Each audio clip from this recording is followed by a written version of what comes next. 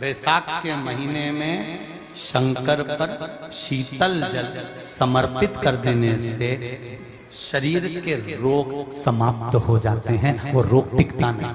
शीतल जल। और अगर शीतल जल का दर्शन करना हो तो कभी महाकालेश्वर अभियल, कभी आप लोग लाइव दर्शन करते हो महाकाल के, तो महाकाल के दर्शन करेंगे तो बैसाख महीने में 5-5 घड़े मिट्टी के महाकाल राजा के ऊपर बांध दिए जाते हैं जल चढ़ाने के लिए। कभी आप लोग चकलेश्वर महादेव जाए मथुरा वृंदावन में, गिरिराज जी की परिक्रमा, चकलेश्वर महादेव पे 5-5 मिट्टी के घड़े शिव जी के ऊपर बांध दिए जाते हैं। कभी काशी जाएं तो वहां पर मिट्टी का घड़ा शिव जी के ऊपर रख दिया जाता है। क्यों? क्योंकि वो मिट्टी के पात्र का जल जब बैसाख के महीने में शिव पर गिरता है तो जो उस जल को समर्पित करता है वो रोग से मुक्त हो जाता है, बड़ी बीमारी में घिरता नहीं। बैठिए बहन, बैठ जाओ। आपके लिए सबके लिए हो गया ये बाबा की कृपा, शिव की कृपा।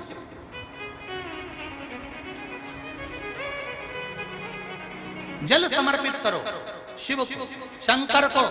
और कुछ अब इसमें कुछ लग रहा है क्या आपका? जम के बोलो। कोई पैसा लग रहा है, कोई ढेला लग रहा है, हजारों रुपए आप लोग डॉक्टर को लगाया होगे, कहीं दिखाने में लगाया होगे, रिपोर्ट में लगाया होगे। एक बार मेरे शंकर पर विश्वास कर कर 1 लोटा पानी भर कर ले जाओ घर से, शिव जी को श्री शिवाय नमस्तुभ्यम और मन की बात कह दे। मन की ये श्री शिवाय नमस्तुभ्यम मन की बात कहने पर क्यों आगे बोलना है पीछे बोलना है, इसका कारण क्या होता है? क्योंकि जब भी हमको लेटर लिखना सिखाया है, जब हम शुरू में पढ़ते थे तो ऊपर लिखाते थे श्रीमान और नीचे लिखाते थे आपका आज्ञाकार। ठीक है, तो हमको भगवान को पत्र लिखना तो आता नहीं और एड्रेस भी नहीं मालूम, तो अपन को श्री शिवाय नमस्तुभ्यम और मन की बात बाबा मेरे ऊपर ये कृपा करना, श्री शिवाय नमस्तुभ्यम कह दिया, लिख दिया।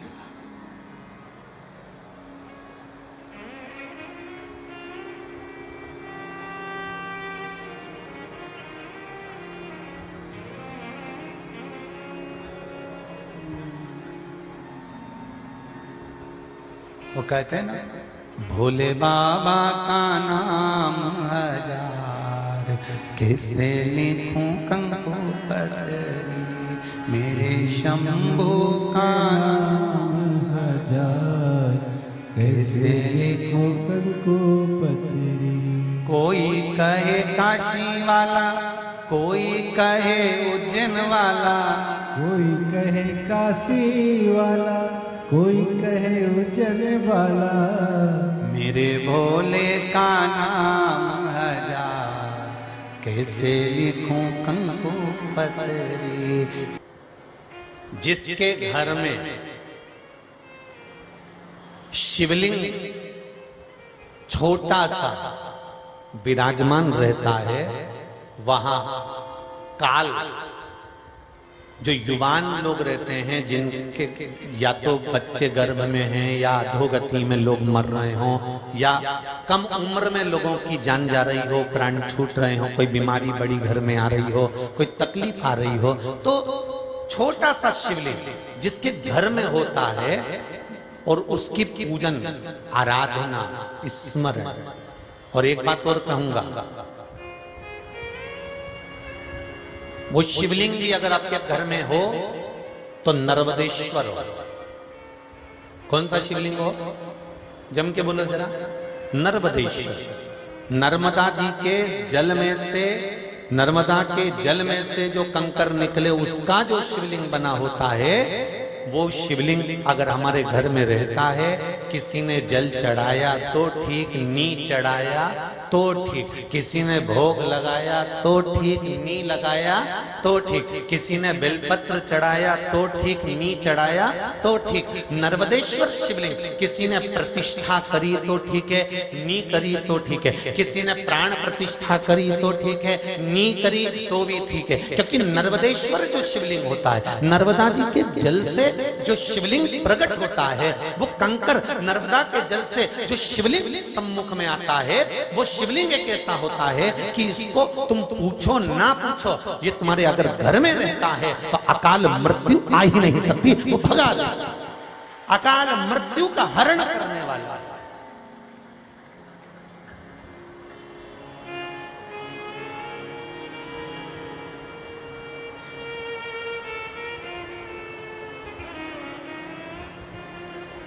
आप 14 दिन के लिए बाहर चले गए, 10 दिन के लिए बाहर चले गए, 5 दिन के लिए चले गए, घर में शिवलिंग रखा है, उस पे अगर जल भी नहीं चढ़ा तो नर्मदेश्वर शिवलिंग आप रूप में सिद्ध है, जरूरत नहीं। घर में हो रोज जल चढ़ाओ, नहीं हो कोई बात नहीं। घर में हो बेलपत्री है चढ़ा दो।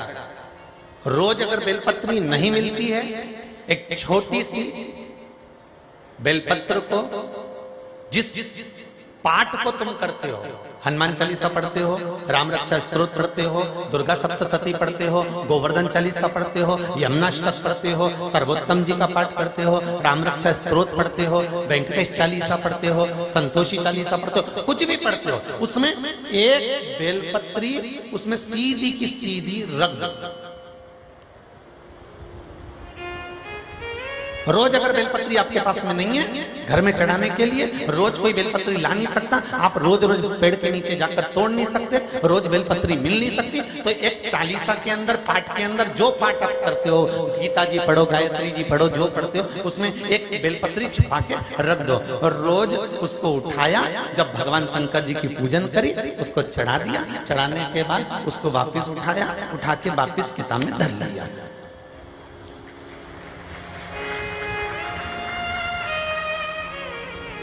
फिर सुबह पूजन करने बैठे, किताब तो रोज हाथ में आएगी ना, रोज पढ़ोगे ना पाठ तो, फिर खोला, शिव जी का स्नान कराया, अपनी बेलपत्री निकाली, फिर चढ़ा, फिर अपना पाठ पूजन सब कर लिया, जब बंद करने का टाइम आया फिर उठा ली, फिर अब बोलो कोई खर्चा हो रहा है? अरे बोलो तो जी कोई खर्चा है? सालों साल जब तक तुम्हारी बेलपत्री सीधी की सीधी बनी रहे, चपटी की चपटी ओ खंडित नहीं हो, तब तक वो बेलपत्री चलने दो, और जिस दिन वो खंडित हो जाए तो फिर 2-4-6 महीना में फिर दूसरी धर लो और फिर वापिस। अब रोज रोज पेड़ के नीचे नहीं जा सकते, रोज रोज बड़ी बड़ी सिटियों में बेलपत्र नहीं मिलती, बड़े बड़े शहरों में बेलपत्र प्राप्त नहीं होती, तो हमारे यहाँ तो शंकर जी की कथा कहती है कि वही बेलपत्र चढ़ी हुई तुम मुझे चढ़ाते रहो और उसका फल पाते रहो, एक ही बात। अरे वो बीमा वाले आते हैं ना, बीमा वाले बहुत जो क्यों हिंदू धर्म में, सनातन धर्म में ऐसा क्यों नियम है कि किसी के मरने के बाद उसकी अस्थियों को, उसके हड्डी के 2-4 टुकड़ों को, एक अस्थि का टुकड़ा हो, 2 हो, उसको किसी पवित्र नदी में, गंगा, क्षिप्रा, नर्मदा, ताप्ती, गोदावरी, कृष्णा, ऐसी पवित्र नदियों में किसी के मरने के बाद उसकी अस्थियों को क्यों डाला जाए? भाई एक कारण तो यह है कि देवी भागवत में लिखा है कि गंगा जी ने वर मांगा था भगवान शंकर से कि मुझे वर दीजिए, किसी के प्राण छूटने के बाद अस्थियां जब मेरे जल में आए तो जितने समय तक गंगा के जल में मरे हुए व्यक्ति की हड्डियां पड़ी रहेगी, उतने दिन तक उस जीवात्मा को वैकुंठ में पड़ा रहना पड़ेगा, ये वर दे दीजिए। तो या तो दुनिया के लोग कहते होंगे कि वो अस्थि इसलिए लोग गंगा जी में ले जाके डालते हैं कि गंगा जी में जितने दिन तक अस्थि पड़ी रहती है उतने दिन तक वो जीवात्मा भगवान के वैकुंठ में पड़ी रहती है, भगवान के धाम में पड़ी रहती है। पर ये बात तो देवी भागवत की है, पर ब्रह्मवृत्ता पुराण के अंतर्गत, नर्मदा पुराण के अंतर्गत, शिव महापुराण के अंतर्गत, गरुड़ पुराण के अंतर्गत, पद्म पुराण के अंतर्गत, अग्नि पुराण के अंतर्गत जब पवित्र नदियों का वर्णन आता है और उसमें हड्डी के टुकड़े को, अस्थियों को विसर्जन का जब वर्णन आता है तो उसका मतलब क्या है, उसको समझे तो सही। शिव महापुराण की कथा कहती है जब किसी के प्राण छूटते हैं, यम उसकी जीवात्मा को स्पर्श कर कर, गरुड़ पुराण में लिखा है, जीवात्मा को लेकर जाते हैं। जब यम जीवात्मा को लेकर जाते हैं तो ये शरीर का स्पर्श यम को हो जाता है, यम को हो जाता है तो यम इस शरीर को भूतों को दे देते हैं। इस शरीर को भूत, भूत किसको कहा गया? भूत का मतलब ये नहीं होता कि कोई सामने दिख गया ना, काला काला दिख गया ना, उसको भूत कहा गया। भूत का मतलब ये नहीं होता। भूत का मतलब ये होता है कि ये संसार में रहने वाला जो मनुष्य है, जो मानव है, ये जितने जो संसार में रह रहे हैं, ये क्या भूत से कम है?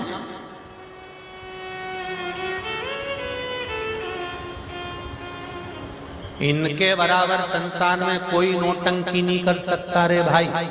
जितने तुम लोग बैठे हो ना, और जितने अपन लोग बैठे हैं, इनसे बराबर कोई भूत कम नहीं है। कितनी सुंदर सुंदर बातें कहते हैं। हम प्याज नहीं खाते, हम लहसुन नहीं खाते, और दूसरे का पड़ा हुआ धन मिल जाए तो सबसे डर जाते हैं। बोलो रे भूतों, अरे बोलो तो सर जी, तेरा क्या होगा रे कालिया? विचार तो करो। दूसरे का धन मिल गया, किसी का पैसा ले लिया, खा गए, और नाटक इतना करे कि हम प्याज नहीं खाएंगे, हम लहसुन नहीं खाएंगे, हम ये नहीं खाएंगे, हम वो नहीं खाएंगे, और वक्त पड़ने पर दूसरे का धन खा जाओ, दूसरे की संपदा खा जाओ, दूसरे की दौलत खा जाओ, दूसरे की मान प्रतिष्ठा यश खा जाओ, वो खा जाओगे। अरे ओ भेरू, जरा विचार तो करो, कहा जाओगे? नाटक, हम ये नहीं खाएंगे, हम वो नहीं खाएंगे, हम ये नहीं खाएंगे, हम वो नहीं खाएंगे, और वक्त पड़ने पर रेंदो दादा नी क्यों। वैसे ही लोग कहते हैं सियोर वाला महाराज तो आड़ी टेढ़ी कथा बाचे। फिर निवेदन करूंगा, या तो सुधर जाओ, नहीं तो सुधर जाओ। दो में से एक काम अच्छा करो, जिंदगी सार्थक होगी, सवरेगी।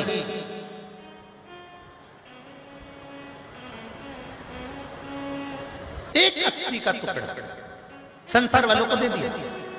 कहा यह अस्थि क्यों दी गई? ये हड्डियां क्यों बीन कर लाते हो? क्यों गंगा जी के जल में देते हो? क्यों पवित्र नदी के जल में देते हो? क्यों नर्मदा में, क्यों छिपरा में, क्यों आदि कार्तिक सरयू में, क्यों गोदावरी में, क्यों कृष्णा में, क्यों मंदाकिनी में, क्यों क्यों विसर्जन करते हो? उसका कारण क्या है? पवित्र नदी में क्यों भेजा जाता है? तो कहा इस अस्थि जब तक घर के अंदर रहती है, जीवात्मा के जाने के बाद, हड्डी का टुकड़ा जब तक अस्थि उस भूमंडल पर रहती है, तब तक उस अस्थि के बल पर वो जीव आत्मा का चित्त वृत्ति जिस घर से अर्थी उठ कर गई है, वो जीवात्मा की वृत्ति उस घर तक रहती है। जब अस्थि को ले जाकर किसी पवित्र नदी में डाल दिया जाता है, तो पवित्र नदी के जल में संतों के पूजन पाठ का तप रहता है। आप में कई लोग ऐसे होंगे जो भजन करते होंगे, आप में कई लोग ऐसे होंगे जो व्रत करते होंगे, आप में कई लोग ऐसे होंगे जो स्मरण करते होंगे, आप में कई लोग ऐसे होंगे जो राम नाम कृष्ण नाम भजते होंगे, आप में कई लोग ऐसे होंगे जो भगवान की भक्ति करते होंगे, आप में कई लोग ऐसे होंगे जो ठाकुर जी की सेवा करते होंगे, आप में कई लोग ऐसे होंगे जो जगदम्बा की सेवा करते होंगे, आप में कई लोग ऐसे होंगे जो दुर्गा महारानी का मंदिर का दर्शन करते होंगे। 33 कोटि देवता, आप में कई लोग ऐसे होंगे जो भगवान की भक्ति में डूबे रहते, कोई रामायण पढ़ता है, कोई गीता पढ़ता है, कोई कुछ पढ़ता है, कोई कुछ पढ़ता है। और ऐसे पवित्र जीवात्माएं जब नदी के अंदर स्नान करती हैं, तो इनका तप बल का तेज उस नदी में जाता है, और जो हड्डी पड़ी रहती है उस पर जब इनके तप बल का तेज पानी के साथ छूता है, तो उनको परम पद मिल जाता है, उनकी मुक्ति हो जाती है, उनका मोक्ष हो जाता है।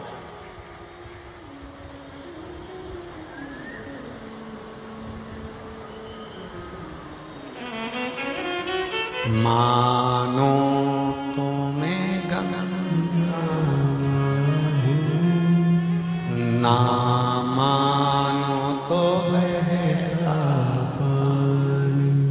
आप जो मानेंगे वो अनुकूल है, जो माने।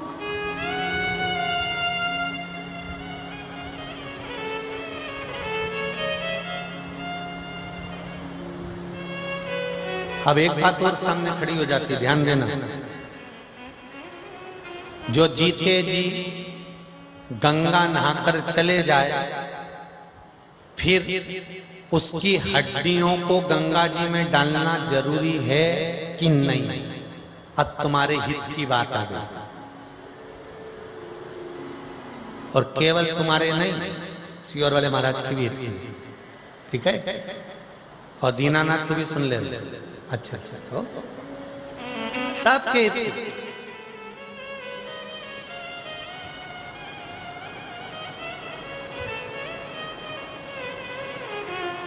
कि अगर कोई जीते जी, जिंदा जी गंगा का स्नान करिया, फिर इतनी दूर उसके बच्चे उसकी हड्डियों को, उसकी अस्थियों को नी लाए, तो गंगा उस जीव को तार देगी। शिव महापुराण की कथा कहती है, माता पिता जिंदा हैं, बच्चे अगर उनके जीते जी खूब सेवा कर लें तो मरने के बाद तुम किसी को भोजन नहीं भी कराओगे तो भी गंगा तार देगी। स्मरण करिएगा, जिस घर में माँ बाप की इज्जत नहीं होती, उस घर में देखना कभी बरकत नहीं होती। जहां माता पिता का सम्मान होगा वहां आनंद होगा, जहां माता पिता का आदर होगा वहां बरकत होगी। जहां जब तक जिंदा हो तुम्हारा शरीर चल रहा है, फिर वही वाली बात आ गई कि तुम्हारा शरीर चले और तुम्हारे घर में चले, तब तक सब अच्छा काम करो। 50 बार गंगा नहाने आ जाओ, शरीर चले गंगा नहाओ, शरीर चले गंगा जाओ, शरीर चले तीर्थ जाओ, और तुम्हारे घर में चले तब तक दान कर लो, पुण्य कर लो, सत्कर्म कर लो, कथा करवा लो, भागवत करा लो, स्मरण कर लो। तुम्हारी जब तक चले तब तक करा लो, और इसके बाद जब दूसरों की चलना चालू हो जाएगी तो जी दो रोटी खाना भी मुश्किल हो जाएगा। इसलिए तुम्हारी जब तक घर में चले और तुम्हारा शरीर चले तब तक सारे अच्छे काम करो। जीते जी गंगा नहा लो, बाद में अस्थियों को ले जाकर हरिद्वार भेजने की भी जरूरत नहीं है। जीते जी नहा लोगे। जीते जी नहाने का मतलब है अपना एड्रेस गंगा मैया को देकर आ गए कि मैं दिल्ली से आई हूँ नहाने के लिए। गंगा जी को मालूम है कि 15 नंबर मकान में ये वाली बिल्डिंग में इस फ्लैट में रहती है और ये नहाने के लिए आई है। अब गंगा जी की ड्यूटी है कि तेरे प्राण छूटेंगे तो तू भले गंगा मत जा, तेरी हड्डियां भले ना जा, पर गंगा तेरे पास पहुंच जाएगी और तुझे तार देगी। जीते जी जाएगी।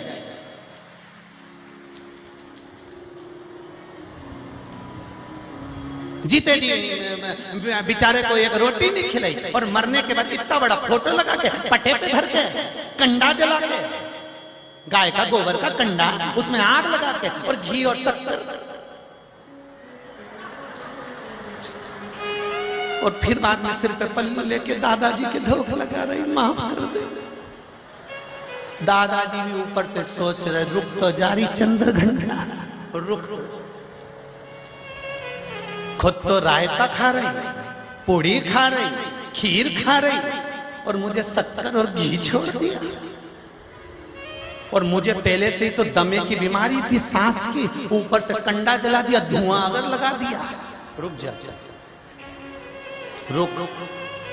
इसलिए निवेदन है, जीते जी दंगम दंगा मरे पीछे पहुंचा दी गंगा।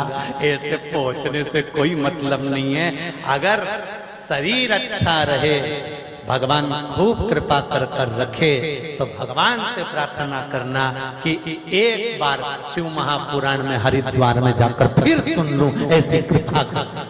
वो शिव से बहुत सारे लोग रह गए आने के लिए, सब तैयारी करके बैठे थे। वो तो हमने एक दिन कथा में कह दिया था, ज्यादा भीड़ नहीं, जगह भी तो देखना पड़ती है। जैसे आप लोग बाहर से आए वैसे यजमान परिवार भी बाहर से आया, हैदराबाद से आकर कथा करा रहा है। कहां से व्यवस्था करे वो, कितनी व्यवस्था करे वो तो कभी योग लग गया तो बिठले सेवा समिति।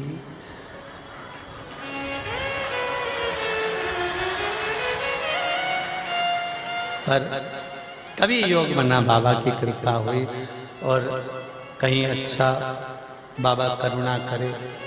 कल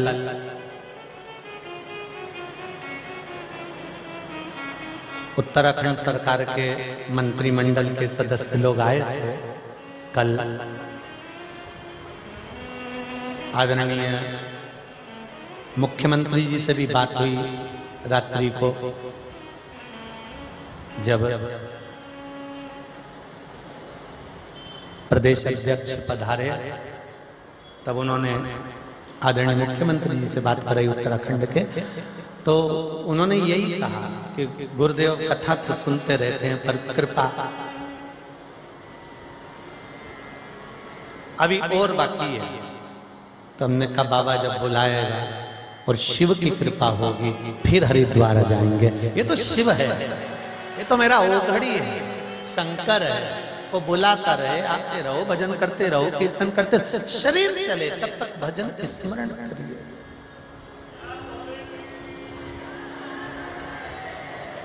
ये बैठे से भोले वाले हो, यही शिव कृपा।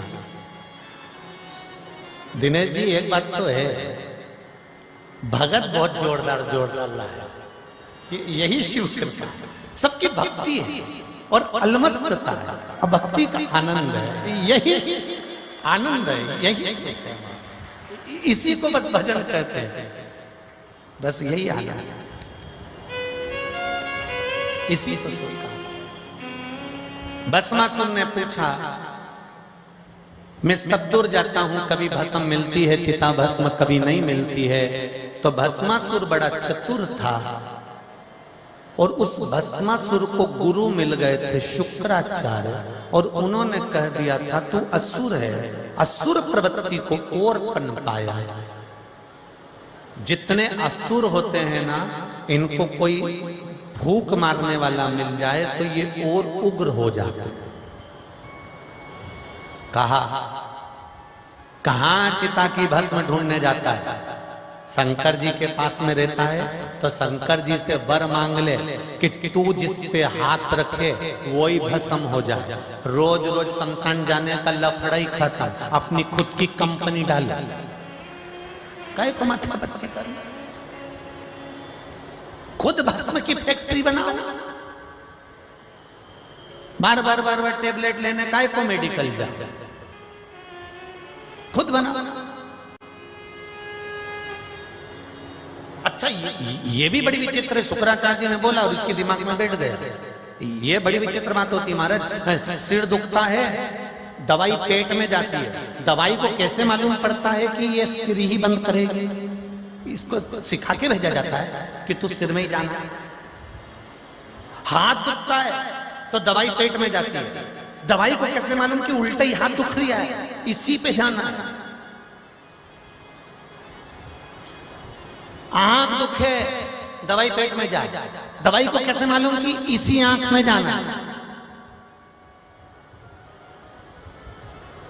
जैसे दवाई अपना काम करती है पेट में जाने के बाद कि उसको कहां जाना है, उसी तरह शिव महापुराण की कथा जितने लोग श्रवण करते हैं सबको लगता है महाराज हमको ही दे रहा है ये दवाई ये असर करती है। ऐसा लगता है ये हमको तो नहीं कह रहा है, कहीं हमको तो नहीं कह रहा है, कहीं हमको तो नहीं कह रहा है। ये दवाई वहीं फिट होती है जहां होना है, जहां दर्द होता है वहीं जा।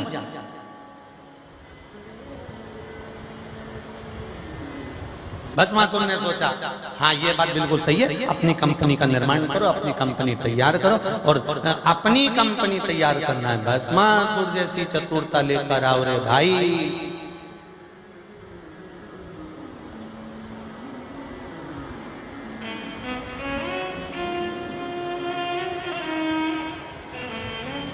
सेल्फ बनिए, स्वयं अपने आप को हमको वो बनाना है। दूसरे के यहां नौकरी करें ये अलग बात है। शंकर भगवान से कहना भोलेनाथ तेर को जल चढ़ाना प्रारंभ कर रही हूं, मैं दूसरे के यहां नौकरी करूं वो नहीं चाहिए, 50 मेरे घर नौकरी करे ऐसा बलवान बनाकर भेज दे। आत्मनिर्भर भारत।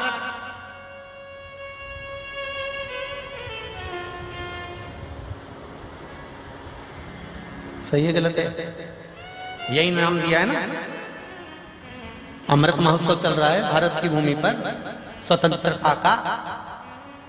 और आत्मनिर्भर भारत, स्वयं को, सेल्फ, अपने आप को हमें उतना बलवान बनाना है कि अपनी खुद की कंपनी चले। ये भस्मासुर से सीखना है। अपना खुद का काम स्वयं का इतना बलवान बनाओ कि हम दूसरे के यहाँ नौकरी करने जाएं तो दूसरा हमारे यहाँ नौकरी करे। इतनी बलवंता, इतनी प्रबलता होना चाहिए। और ये कोई दूसरा नहीं कर सकता, शंकर ही कर सकता है। शिव के सिवा कोई नहीं कर सकता। शिव के सिवा कोई दूसरा नहीं करेगा।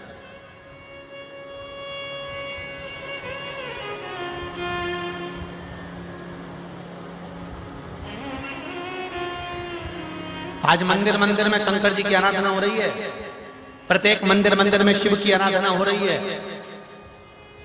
अब दुनिया के लोगों को शंकर जी का मंदिर भी खटकने लगा है।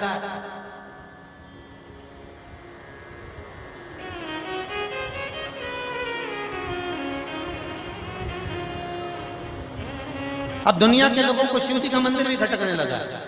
शिव भक्ति से दूर नहीं, आत्मनिर्भर भारत की ओर चलना है हमको। ये भस्मासुर की कथा कर रही है। कह दिया शुक्राचार्य जी ने खुद। ये कहाँ ढूंढने जाते हो कि वहां चिता भस्म मिलेगी, वहां चिता भस्म मिलेगी, वहां चिता भस्म मिलेगी, वहां चिता भस्म मिलेगी। अपने हाथ को इतना बलवान बना लो, जिस पे हाथ धर दो ने वही भस्म। अपने कर्म को इतना प्रबल बनाओ, मेहनत में पीछे मत हटो और आगे बढ़ते चले जाओ। संपदा खुद आने लगेगी आपके जीवन में, वैभव खुद आने लगेगा आपके जीवन में। अब बढ़ो तो भस्मासुर को लग गया। भस्मासुर शिव जी के पास गए। शंकर भगवान ने पूछा, क्यों रे भस्मा, मेरे लिए चिता की भस्म लाया? भस्मासुर बोले, प्रभु जी मैं ढूंढने के लिए जाता था, भस्म मिलती नहीं थी, तो फिर वापिस आ गया। क्या चाहता है बोल? भस्मासुर ने कहा, आप मुझे वर दे दीजिए कि जिसके ऊपर हाथ रखूं वही भस्म हो जाए। कहाँ रोज वो चिता की भस्म ढूंढने जाऊंगा, किसी को भी निपटा के तुरंत भस्म लेके आ जाऊंगा। अब शिव जी भी भोले,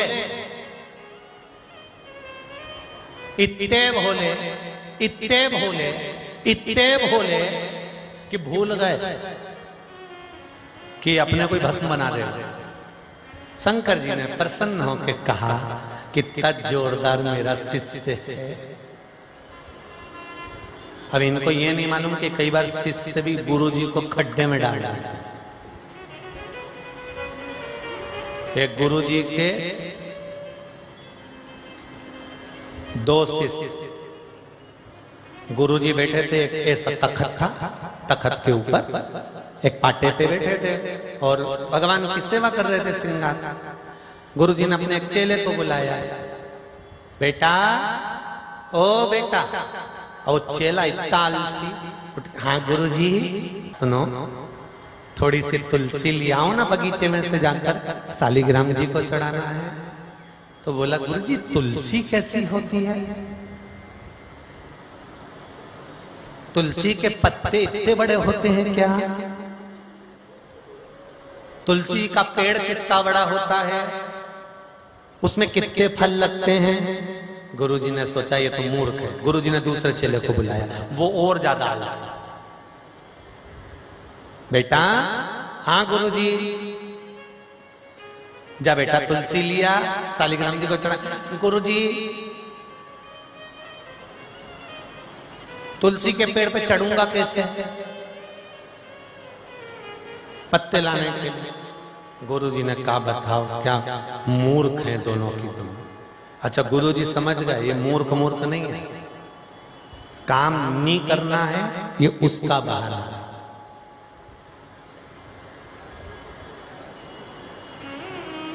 नहीं काम करना है ना, उसका बहाना। इतने में गुरुजी बोले, ठीक है काम करो, मैं पूजन में बैठा हूं, उठ नहीं सकता, तुम एक काम करो, मैं तुम्हें बताते जाऊंगा, आगे से मेरा तखत उठाओ, पीछे से तखत उठाओ और मुझे तुलसी के पास लेके जाओ।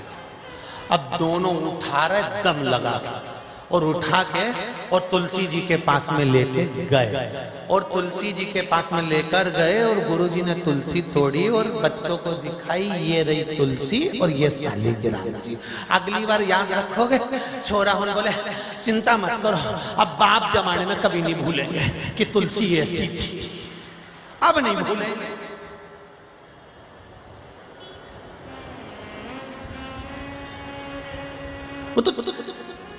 शिष्य जितने चतुर उससे चतुर गुरु होना चाहिए, तो जीते, नहीं तो शिष्य।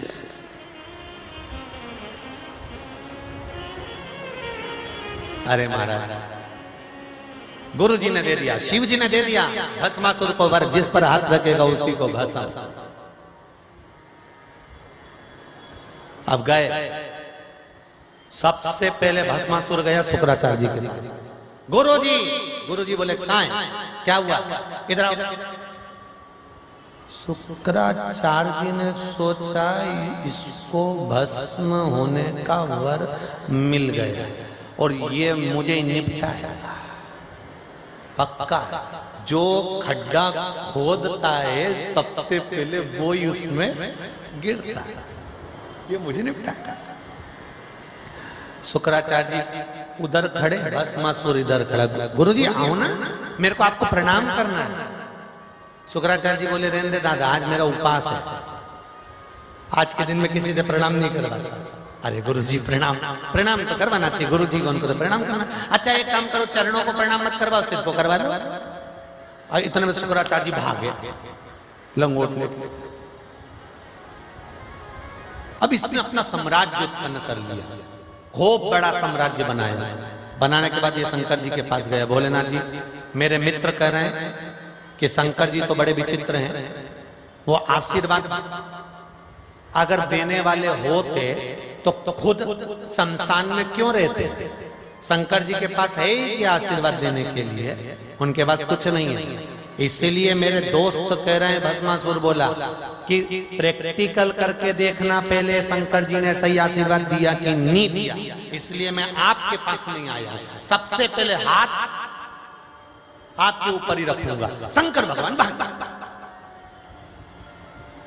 और शिव जी आगे आगे हर हर हर हर हर हर हर हर कहते कहते कहते कहते कहते कहते सीधे बैकुंठ में पहुंच गए। और भस्मासुर उनके पीछे भाग रहा, ढूंढते ढूंढते जैसे बैकुंठ में पहुंचे, भगवान विष्णु ने पूछा क्या हो क्या गया, क्यों छुप रहे हो शेषनाग के पीछे? भगवान बोले अरे वो भस्मासुर आ रहा है। कौन भस्मासुर? जो मैंने प्रकट करा था, फिर मैंने उसको आशीर्वाद दिया जिसपे हाथ रखेगा वही भस्म हो जाएगा, वो मुझे भस्म करने आ रहा है। भगवान विष्णु ने कहा काय को ऐसा आशीर्वाद दे देते हो साहब?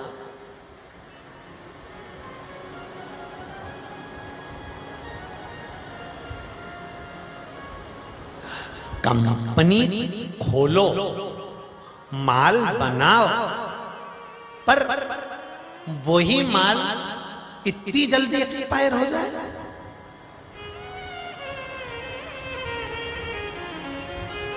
चीज बनाओ, अच्छी बनाओ, पर साइड इफेक्ट ज्यादा नहीं होना चाहिए। अब ये जो हुआ है ना, ये साइड इफेक्ट ही हुआ है। तुमने भर तो दे दिया, आशीर्वाद तो दे दिया, पर वो आ गया और तुम्हें निपटाने के लिए आया, तुम कोई भस्म करने आया। शंकर भगवान ने कहा कुछ तो करो। भगवान विष्णु ने सुंदर एक मोहिनी स्वरूप धारण करा। भस्मासुर बाहर खड़ा था, सुंदर स्त्री का रूप धारण कर कर भगवान विष्णु गए। जाते से ही बोले अरे ए भस्मा, कितना सुंदर है तू, कितना सुंदर है। भस्मा खुश हो गया, वाह वाह वाह वाह वाह, बहुत। कोई स्त्री अगर पुरुष की तारीफ कर देना, जीजा जी कितने सुंदर लग रहे हैं, तो जीजा तो बेल्ट और थोड़ा सा ढीला करके, अब अगली बार जीजा जब आएगा ना सामने, तो काला कलर का चश्मा भी लगा के आएगा और एक टोपी है जोरदार, और जूता भी अच्छा जोरदार कसा हुआ, और मोजा भी चढ़ा हुआ, और जीन्स 4 जगह से फटेली। अब भस्मासुर को स्वयं भगवान विष्णु तारीफ कर रहे, बड़ी सुंदर रूप धरकर, इतना सुंदर रूप मेरे नारायण ने बनाया, और आते सी करे कितने सुंदर हो भस्मासुर तुम। पर एक बात है, भस्मासुर ने कहा तुम भी बड़ी सुंदर हो, मेरा मन है मैं तुमसे शादी कर लूं, पर भगवान बोले मैं तुमसे शादी नहीं कर सकती। क्यों? क्योंकि मुझे नृत्य का बड़ा शौक है। क्या तुम्हें नाचना आता है? भस्मासुर बोले मैं सब कुछ जानता हूँ, अपने हाथ से लोगों को भस्म भी कर सकता हूँ, मेरी राज सत्ता भी है, मेरा वैभव भी है, मेरे पास में धन भी है, मेरे पास दौलत भी है, संपदा भी है, मेरा राजसी ठाठ भी है, तुम कहो तो इंद्र का सिंहासन तुमको दे सकता हूँ, सब कुछ है, पर मुझे नाचना नहीं आता। इतने में भगवान बोले, नारायण बोले मोहिनी स्वरूप में, मैं तो उसी से शादी करूंगी जिसको नाचना आता, मेरे जैसा जो नाच सकता होगा मैं उसी से शादी करूंगी। मेरी हॉबी है डांस, मैं नहीं छोड़ सकता। अगर तुम्हें मेरे से शादी करना है तो तुम्हें सीखना पड़ेगा। इतने में भस्मासुर बोल दिए, क्या तुम मुझे सिखा सकती हो? ओ ऐसी बात कर रहे हो, मैंने तो गजन कित्तों को सिखाया, जिनको सिखाया वो आज तक बच्चे ही। भस्मासुर बोला क्या बोल रही हो? भगवान बोले नहीं, वो तो मेरे जीवान फिसल गई। क्या आप मुझे सिखा सकती हो? बिल्कुल, चलो। अब भस्मासुर डांस सीख रहा है, नृत्य सीख रहा है। भगवान विष्णु ने दोनों हाथ करे ऐसे, भस्मासुर ने करे ऐसे, भगवान विष्णु ने करा ऐसा, भस्मासुर ने करा ऐसा, भगवान विष्णु ने करा ऐसा, भस्मासुर ने करा ऐसा, भगवान विष्णु ने करा ऐसा, भस्मासुर ने करा ऐसा, भगवान विष्णु ने एक हाथ रखा ऐसा, भस्मासुर ने भी रखा ऐसा, भगवान विष्णु ने दूसरा हाथ रखा सिर पे, और भस्मासुर ने भी जो रखा सिर पर, भस्म हो गया। बस शिव जी बाहर निकल कर आए भोलेनाथ जी से। भोलेनाथ जी ने आते से भगवान विष्णु से कहा गजब गजब, तुम्हारे बराबर चतुरता किसी में नहीं है, इसीलिए मेरे को मालूम है तुम्हारा नाम चतुर नारायण है। चतुर, उसकी चतुरता होता है। हैदराबाद में शमशेरगंज गौशाला में कथा करने के लिए गए थे। नागपुर से कुछ लड़के लड़कियां ट्रेन में बैठ गए। अब वो लड़का लड़कियां ट्रेन में बैठ गए तो हम तो धोती पहने थे, तो लड़के लड़कियों ने सोचा चलो टाइम पास करेंगे, धोती वाला महाराज मिल गए। अब आए, आप कहाँ जा रहे हैं? हमने कहा हैदराबाद जा रहे हैं, कथा है शमशेरगंज में गौशाला। अच्छा, आप कथा करते हो? हमने कहा। इतने में फिर लड़के बोले आप कथा करते हो? हमने कहा नहीं, कथा करने वाले के सींग होते हैं। बच्चियां भी थी उनके साथ में, वो हंसने लगी, कहे आपको बुरा लग गया गुरुजी। हमने कहा बुरे वाली बात नहीं है। इतने में एक लड़का बोला मेरे मन में क्वेश्चन है, क्या आप बताएंगे? मेरे को उत्तर चाहिए। मैंने कहा बोलो क्या क्वेश्चन है? कि मेरे को एक क्वेश्चन ये है कि भगवान ने नासिका के छिद्र दो दिए, नेत्र दो दिए, श्रवण दो दिए, हाथ दो दिए, पाँव दो दिए, पर भगवान ने ये कान जो दिए इसके जो छेद हैं सुनाई तो इन छेदों से देता है, तो भगवान ने अलग से ये क्यों दिया? इसकी क्या जरूरत थी देने की? भगवान को अगर देना था तो ये दो छेद दे देते, इससे सुनाई दे जाता, तो ये क्यों बनाया? मैंने कहा इतना सा प्रश्न तो तेरे प्रोफेसर से पूछ ले। नहीं नहीं नहीं, आप बताओ। मैंने कहा इतने से प्रश्न का उत्तर तेरी मम्मी से पूछ लेता, पापा से पूछ लेता। नहीं, आप बताओ ना कि भगवान ने ये क्यों बनाया? हमने कहा भगवान का एक नाम चतुर नारायण है, उसको मालूम है जब तेरा बुढ़ापा आएगा तो चश्मे का स्टैंड कहां से लाएगा, इसलिए उसने स्टैंड दिया कि यहां फिट कर ले चश्मा। इतने में सब छोरा छोरी ने कहा हर हर महादेव। गुरुजी, मैंने कहा कोई गुरुजी नहीं, हैदराबाद आई शमशेरगंज कथा सुनना और मालूम पड़ेगा कि भगवान ने ये दो दो डिपार्टमेंट क्यों दिए। सर्विस एक है, डिपार्टमेंट दो है। हाथ दो, पांव दो, नेत्र दो, श्रवण शक्ति दो, केवल जिह्वा एक दी है। और भगवान को भी मालूम था एक ही गजब कर जाएगी, पूरे मोहल्ले में आग लगाया है, इसलिए दो दीन एक ही बहुत। करुणा सागर है। दया सागर है मेरा शंकर, जो बनाया वो कम ना बनाया। भगवान विष्णु से कहा आप बड़े चतुर हो महाराज, चतुर नारायण आपका नाम है, शिव है ही ऐसा महाराज। आप किसी को कुछ दे रहे हैं ना, वो आपको वापस मिलेगा, ये पक्का। आप किसी को राम राम कर रहे हैं, जय श्री कृष्णा कर रहे हैं, हर हर गंगे कह रहे हैं, श्री शिवाय नमस्तुभ्यम कह रहे हैं, नमः शिवाय कह रहे हैं, बोल बम कह रहे हैं, हर हर महादेव कह रहे हैं। जब आप किसी को कुछ देते हो तो सामने वाला भी कुछ ना कुछ आपको देता है। आपने किसी को गाली दी, सामने वाले ने पलटकर आपको गाली दी।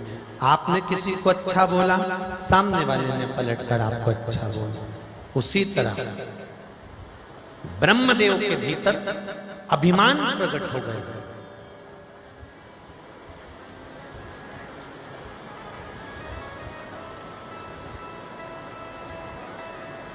सदोजात अवतार के समय पर जो ब्रह्मा जी के भीतर अभिमान प्रकट हुआ, शिव जी को वो रास नहीं आया।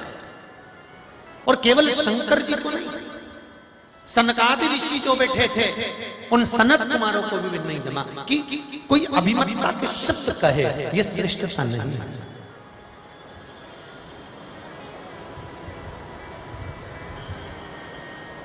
ब्रह्मा जी ने कह दिया सनत कुमारों के सामने, मेरे 5 मुख,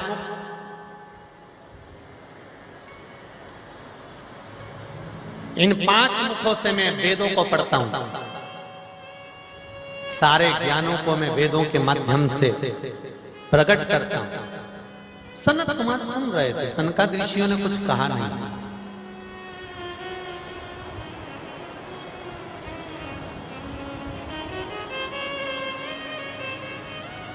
आप में कितना ज्ञान है, कितना विवेक है, कितनी बुद्धि है, ये आपकी नम्रता दर्शा देती है। ब्रह्मदेव की भीतर जो अभिमान आया था, शंकर भगवान ने देख लिया ये अभिमान कहीं ना कहीं देवताओं को नष्ट कर देगा। भगवान शिव ने ब्रह्मदेव को और देखा कि अभिमत्ता की ओर बढ़ने लगे, तब शंकर भगवान ने चुटकी बजाई और बजाते से वहां से एक साधोजात प्राणी को उत्पन्न कर दिया। शिव महापुराण के अंदर ये नहीं लिखा कि बकरे का मुंह लगाया है। शिव महापुराण में लिखा है सधोजात प्राणी का मुख लगाया। स्कंद पुराण में ये नहीं लिखा कि बकरे का मुख लगाया, सधोजात प्राणी का मुख लगाया।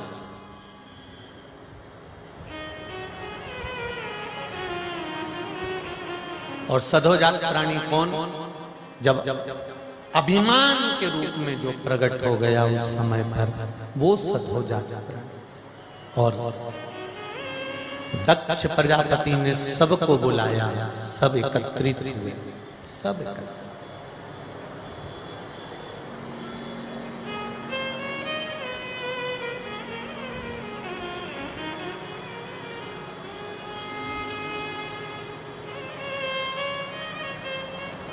उन्नीसवां कल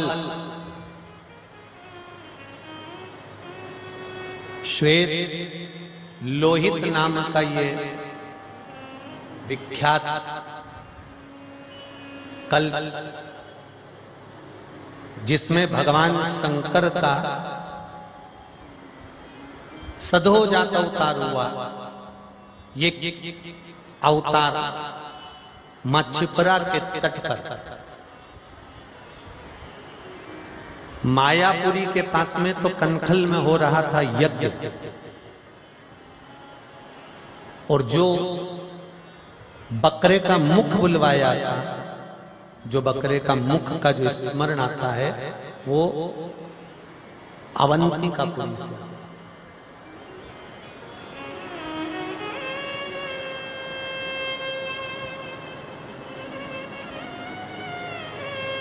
बुलाया सबको, यज्ञ हुआ, सबको बुलाया, पर शिव को नहीं।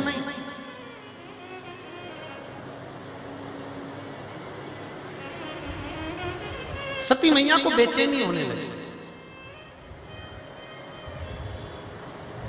मायके की थोड़ी सी सूचना मिलती है ना कि मायके में ये फंक्शन है, तो बेटियां फोन आएगा बाद में, मेरी मौसी के यहाँ शादी है, पक्की हो गई है, कहीं से सूचना मिल गई है, मेरी बहन के घर में फंक्शन है, सूचना मिल गई है। फोन आएगा कि नहीं आएगा पता नहीं, पर इसने तो अपनी साड़ी पीको फाल लगा के तैयार करके पहले से ही अलमारी में छाट के रख दी है।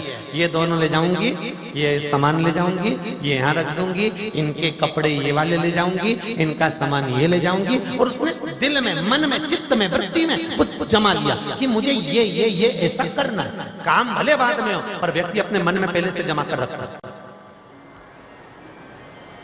मर्दा परिवार ने कथा करवाई अभी, पर जब कथा ली उस समय से इनके मन में चल रहा होगा कि कैसे कराना है, क्या करना है, कैसे जाना है, कैसे किनको बुलाना है, किनको ले जाना है, कौन रह गया कौन।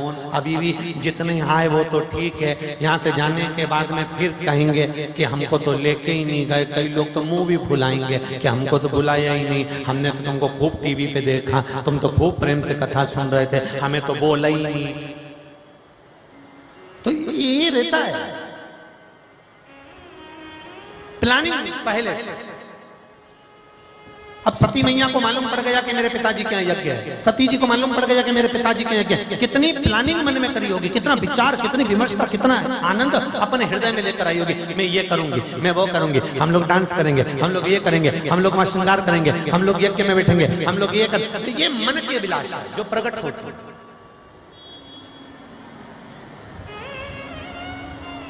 यहां आने से पहले कितनी प्लानिंग होगी आपकी। रोज गंगा नहाने चलेंगे, 1 बजे से 4 बजे तक कथा सुनेंगे, फिर गंगा नहाने चलेंगे, फिर आएंगे, फिर गंगा नहा लेंगे, फिर ऐसा कर लेंगे। कितनी प्लानिंग चलती है, कितनी। कहते हैं जैसे अंधेरे में टार्च को जलाकर कोई खोई हुई वस्तु को ढूंढा जाता है, वैसा मेरा महादेव इस रसातल में, इस पृथ्वी पे से अपने भक्त को ढूंढता है, अपने भक्त को ढूंढता है।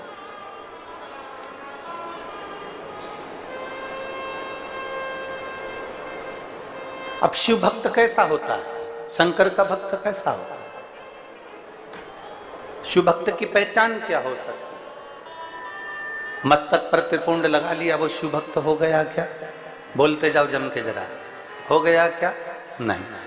गले में रुद्राक्ष की माला पहन ली, क्या वो शिव भक्त हो गया क्या? जम के बोलो जरा, नहीं। खूब सारी जटा बढ़ा ली, चोटी बढ़ा ली, वो शिव भक्त हो गया क्या? नहीं।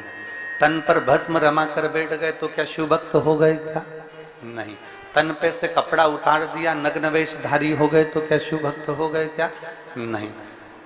कहीं गंगा के घाट पर जाकर बैठ गए तो क्या शिव भक्त हो गए? बोलो रे कुरुद की जीजी और जीजाओं, हो गए? नहीं। यमुना कावेरी जहां जाकर बैठ गए और तुम सोचो कि हम शिव भक्त हो गए, तो नहीं। घर छोड़कर गंगा के घाट पर बैठ जाना शिव भक्त की निशानी नहीं होती। शिव भक्त की निशानी है मौन, शांत, हृदय में शीतलता, किसी को अपशब्द न कहना और दूसरे का आदर करते रहना। ये शंकर के भक्त की निशानी, ये शिव भक्त की निशानी। जितना सम्मान मेरे देवादिदेव महादेव ने दुनिया को दिया है, उतना सम्मान कोई नहीं दे पाया। शंकर भगवान ने अपनी धर्म पत्नी का सम्मान करा, ऊंचे स्थान पर बिठाकर पूजन करवाई। शंकर भगवान ने अपने पुत्र गणेश का सम्मान करा, उनकी पूजन करवाई। शंकर भगवान ने अपनी रिद्धि सिद्धि बहू की पूजन करवाई। शंकर भगवान ने अपने पोते शुभ लाभ की पूजन करवाई। शंकर भगवान ने अपने पड़पोते अमोद प्रमोद की पूजन करवाई। शंकर भगवान ने अपनी बेटियां जितनी हैं उन सब की पूजन करवाई। शंकर भगवान जिस स्थान पर बैठते थे उसकी पूजन करवाई। शिव पुराण कहती है देव अधिदेव महादेव स्वयं, शंकर का प्रतिबिंब स्वयं, दूसरे को आदर देने के। मेरे देव अधिदेव महादेव दूसरे को आदर देते हैं, दूसरे को सम्मान करते हैं, दूसरे को सत्कार करते हैं। मेरे शंकर भगवान दूसरे को आदर देने के लिए आतुर होते हैं, दूसरे को आदर देने में तत्पर रहते हैं, सत्कार में अग्रण्य रहते हैं। और यहाँ जितनी मेरी जीजियाँ बैठी हैं, यहाँ जितने मेरे जीजा बैठे हैं और जितनी मेरी बेटियाँ और बेटे बैठे हैं, मेरे माता पिता के रूप में आप सब विराजमान हैं, उनसे इतना सा कहना चाहूँगा कि अपने भीतर एक बात उतारना कि जिस दिन आप दूसरे का आदर करना सीख गए, जिस दिन आप दूसरे का सम्मान करना सीख गए, जिस दिन आप दूसरे के लिए बड़ाई करना सीख गए, जिस दिन आप दुनिया के लिए अच्छा बोलना सीख गए, समझ लेना भोलेनाथ आपके लिए मंजिल की राहें खोलना प्रारंभ कर देगा। मेरा शंभू आपके लिए राहें खोलना प्रारंभ कर देगा। आप अगर ईर्ष्या कर रहे हैं किसी व्यक्ति से, आप नफरत कर रहे हैं किसी व्यक्ति से, आप किसी के लिए अपशब्द कह रहे हैं, आप किसी के लिए ताना दे रहे हैं, आप किसी के लिए गाली दे रहे हैं, आप किसी के लिए आड़ा टेढ़ा कर रहे हैं, तो समझ लेना कि आपकी मंजिल की राहें मेरे भोलेनाथ ने बंद कर दी।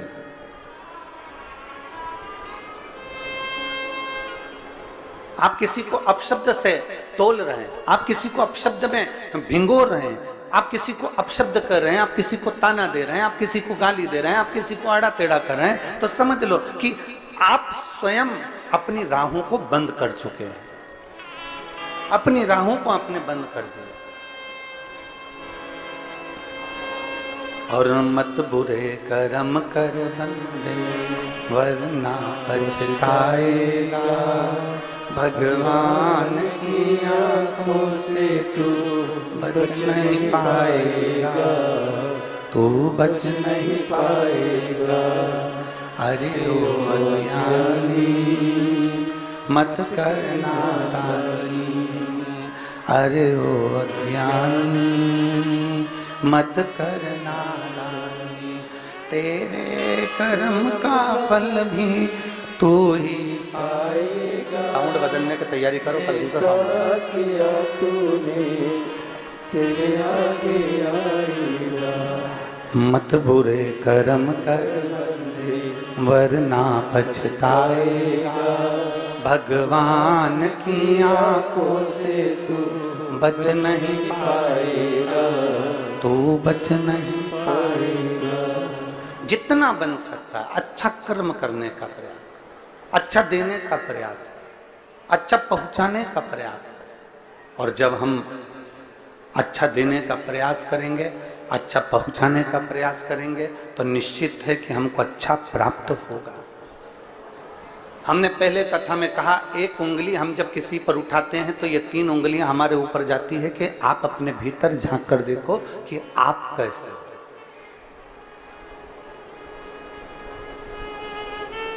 हम पहले भी कहे हैं कि अगर एक बाल्टी पानी की भरी है, एक बाल्टी को भरा गया है, तो जरा विचार कर कर देखिएगा कि उस बाल्टी को भरने में कुछ ना कुछ खाली जरूर हुआ होगा। ऊपर की टंकी खाली हुई होगी, कुछ ना कुछ कुआं खाली हुआ होगा, बावड़ी खाली हुई होगी, तालाब खाली हुआ होगा, या कुछ ना कुछ खाली जरूर हुआ है। खाली हुआ इसलिए दूसरी बाल्टी भराई, खाली हुआ इसलिए हंडा भराया, खाली हुआ इसलिए पात्र भराया, खाली हुआ इसलिए कुछ ना कुछ पात्र भरा गया। शास्त्र कहता है कि जब अंदर से खाली हो गए, अंदर से आप खाली हो जाओगे, तब तो कुछ ना कुछ तुम्हारे भीतर फिर समाहित होगा। एक संत एक दरवाजे पर भिक्षा मांगने के लिए गए, और संत दरवाजे पर जब भिक्षा मांगने के लिए गए तो उन्होंने अलग जगह आवाज लगाई, माता भिक्षाम दे, माता भिक्षाम दे, माता भिक्षाम दे। बार बार अलग जगा रहे हैं, बार बार भिक्षा मांग रहे हैं। जब संत ने बार बार अलग जगाई तो अंदर से बुजुर्ग माता निकल कर आई और पात्र में थोड़ी सी खीर लेकर आई थी, और वो खीर पात्र में लेकर आई और बाबा जी से कहा, बाबा जी लो आपका पात्र करिए, हम खीर डाल देंगे। आप अपना पात्र करिए, हम इसमें खीर डाल देंगे। बाबा जी ने जैसे पात्र करा, पात्र करते से ही बूढ़ी माँ ने देखते से कहा, बाबा जी इस पात्र में तो बहुत सारा कचरा भरा हुआ है, इस पात्र को धो लो, साफ कर लो, फिर खीर डाल दूंगी। नहीं नहीं, आप तो इसमें खीर डाल दीजिए। संत ने कहा, आप तो इसमें खीर डाल दो। बूढ़ी माँ बोलती है बाबा जी इस पात्र में गंदगी भरी हुई है, अगर गंदगी भरी है तो खीर कैसे टिक सकती है, अगर गंदगी भरी हुई है तो इसमें खीर कैसे रह सकती है, अगर गंदा है ये तो इसमें खीर कैसे रहेगी, खीर तो बेकार हो जाएगी, खीर तो बेकार, सब दूर, उसको कोई खाने के लायक नहीं बचेगा, उसको कोई खाएगा, खीर तो बेकार हो जाएगी। फिर इस खीर का मतलब क्या, फिर इस खीर की महत्वता क्या है? बाबा जी आप इस पात्र को साफ कर लीजिए, आप इस पात्र को धो लीजिए, मैं इस पात्र में खीर डाल दूंगा। बाबा कहते हैं नहीं नहीं नहीं, आप तो इस पात्र में खीर डाल दो, नहीं खीर बेकार हो जाएगी, खीर गंदी हो जाएगी, खीर खाने के लायक नहीं रहेगी, खीर बेकार। बूढ़ी माँ बार बार जिद कर रही है, बाबा जी बार बार कह रहे हैं। आखिरी में बूढ़ी माँ ने बाबा जी से पूछा कि मेरे दरवाजे पर तुम रोज भिक्षा मांगने आते हो, पर आज इस पात्र में कचरा लेकर क्यों आ गए जिसमें तुम खीर ले रहे हो? तो बाबा जी ने कहा माँ मैं तेरे दरवाजे से रोज निकलता था, और निकलता था तो मैं रोज भगवान का नाम लेते हुए जाता था, तू मेरे उस नाम को गुनगुनाती रहती थी, पर मैं तेरे दरवाजे से जब वापस निकल कर जाता था तो तेरे दरवाजे से झगड़े की आवाज आती थी, लड़ाई की आवाज आती थी, अपशब्द की आवाज आती थी, आड़े टेढ़ी बातों की आवाज आती थी। इसलिए माँ मैं ये कचरे का पात्र लेकर आया हूँ। तो इससे क्या बताना चाहते हो? बाबा जी ने कहा माँ मैं ये बताना चाहता हूँ कि पात्र में कचरा भरा है तो खीर इसमें अच्छी नहीं रह सकती, उसी तरह मन में अगर निंदा कपट चुगली बेईमानी भरी है तो भगवान का नाम इसमें नहीं रह सकता, इसमें परमात्मा का नाम नहीं रह सकता, इसमें परमात्मा विराजमान नहीं रह सकता, क्योंकि इसके अंदर कचरा भरा है, इसके अंदर कपट भरा, इसके अंदर बेईमानी भरी, इसके अंदर छल भरा, इसके अंदर प्रपंच भरा, तो फिर भगवान कैसे रहेगा, फिर परमात्मा कैसे रहेगा? भगवान को अगर मेरे देव अधिदेव महादेव को आपके भीतर अगर रखना है, मेरे देव अधिदेव महादेव को आपके अंदर रखना है, तो भगवान शिव को विराजमान करने के लिए अपने मन को शीतलता का अनुभव कराइए अपने भीतर।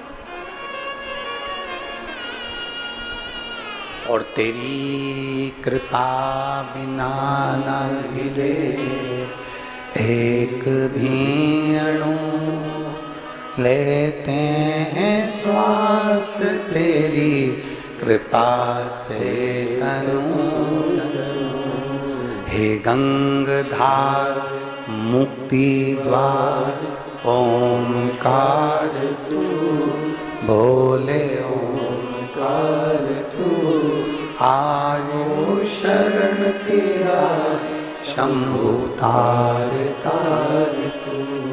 बखान क्या करूं मैं राखों के ढेर का, चपटी भभूत में है खजाना कुबेर का।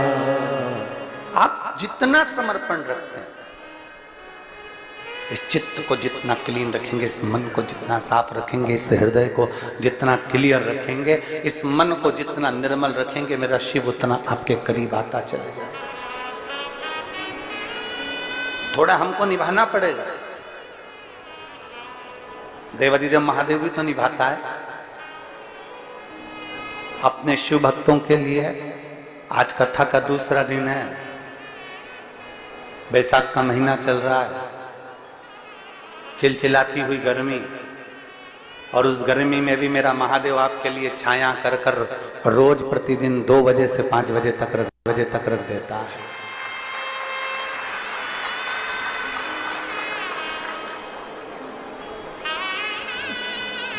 अपनी चित्त वृत्ति में शिव को लाने का प्रयास, शिव तत्व की प्राप्ति, शंकर की प्राप्ति। और प्राप्त करने के लिए मेरे महादेव को कुछ नहीं चाहिए। कोई आपसे कहे कि आप 5 लाख रुपए खर्च करोगे तब महादेव प्रसन्न होंगे, कोई आपसे कह दे कि आपको ये देना पड़ेगा तो महादेव प्रसन्न होंगे,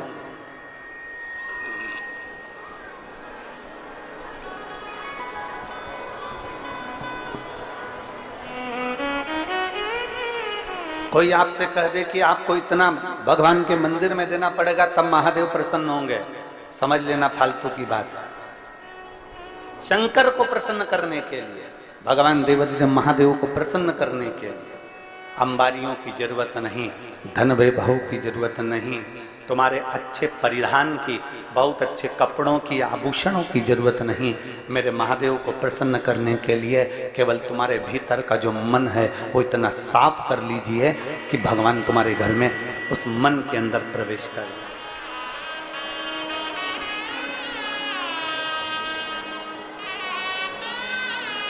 शबरी अम्बा क्या करती थी?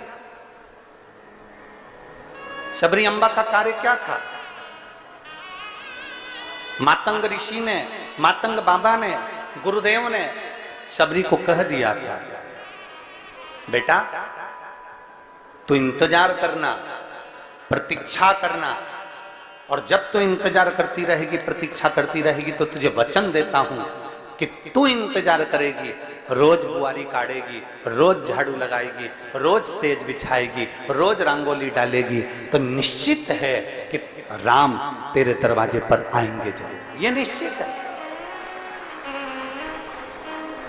किसी ने राम जी से पूछा, क्यों राम जी महाराज, एक बात बताइए आप जरा।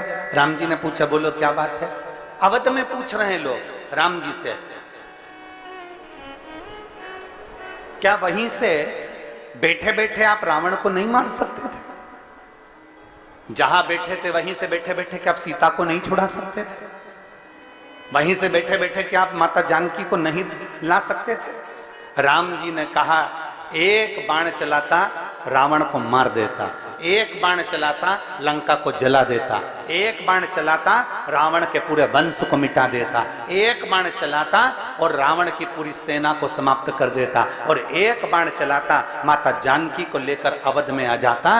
पर मैं बाण चलाकर रावण को नहीं मारना चाहता था, उसका कारण केवल इतना था कि अयोध्या से लेकर लंका के बीच में जितने संत, साधु, सन्यासी, तपस्वी, साधक मेरा इंतजार कर रहे थे, उनके लिए मुझे 14 वर्ष के लिए वन में जाना पड़ा। अगर कुछ प्रेरणा मिली है, अगर कुछ आपको मिला है, कुछ पद मिल गया, प्रतिष्ठा मिल गई, कुर्सी मिल गई, सत्ता मिल गई, वैभव मिल गया, तुम्हें यश मिल गया, सम्मान मिल गया, आदर मिल गया, तो ये मानकर चलना कि महादेव ने हमको जनमानस की सेवा के लिए दिया है, मेरे भोलेनाथ ने जगत की सेवा के लिए दिया है, मेरे भोलेनाथ ने ये संपूर्ण विश्व की सेवा के लिए दिया है। ये शरीर जितना बन सके इसको सेवा के क्रम में हमें लगाना है,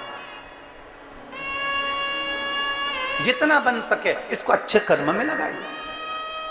और जिस दिन इस शरीर को आप अच्छे कर्म में लगाते रहोगे, अग्रणता का भाव देते चले जाओगे, लोगों का आदर करते चले जाओगे, सम्मान, तो कई लोग हमसे कहते भी हैं, कई लोग कहते हैं, कई लोग सीहोर में मैसेज भी कर देते हैं कि गुरुजी लोग अपशब्द हमको कहते जाएं, अपशब्द हमको बोलते जाएं, और आप कहते हो कि उनका आदर करो, उनका सम्मान करो, उनका सत्कार करो, उनको आप आदर दो, अच्छे से व्यवहार करो। और दुनिया के लोग हमको गाली दे रहे हैं और हम उनका आदर करें, दुनिया के लोग हमको अपशब्द करें, अब उनका हम आदर करें, हम उनको सम्मान दें। शिव महापुराण यही कहती है। शिव महापुराण की 2 बातें अपने अंदर उतारना है, पहला शिव का नाम लेते रहो, और दूसरा दूसरे का सम्मान, जम के बोलो जरा, सम्मान करते रहो। सास गाली दे रही है तो भी हमें सम्मान करना है, ससुर गाली दे तो भी हमें सम्मान करना है, बहू अपशब्द बोले तो भी हमें सम्मान करना है, बेटा आड़ा टेढ़ा बोले तो भी हमें सम्मान करना है, पड़ोसी अपशब्द बोले तो भी हमें सम्मान करना है, रिश्तेदार अपशब्द बोले तो भी हमें सम्मान करना है। उसका कारण केवल इतना सा है, अपमान करने वाला व्यक्ति एक दिन हार कर बैठ जाता है और सम्मान करने वाला व्यक्ति एक दिन ऊंची सिंहासन पर बैठ जाता है। बोलने दो ना, आग लगे बस्ती में, इतना धीमा बोलोगे तो हो गया कल्याण। आग लगे बस्ती में, क्या किसको रोइए सोइए। कोई अपशब्द कह रहा है, बोलने दो। सास अपशब्द बोल रही है, बोलने दो। आड़ा टेढ़ा बोल रही है, बोलने दो।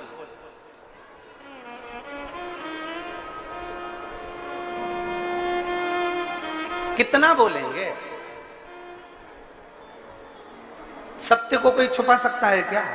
अरे जम के तो बोलो। सत्य को कोई नहीं छुपा सकता, कोई भी।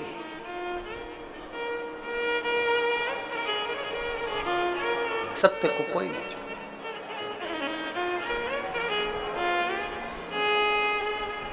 कोई कहे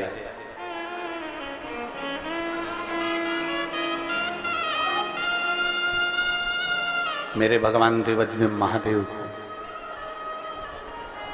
मेरे शिव जी को,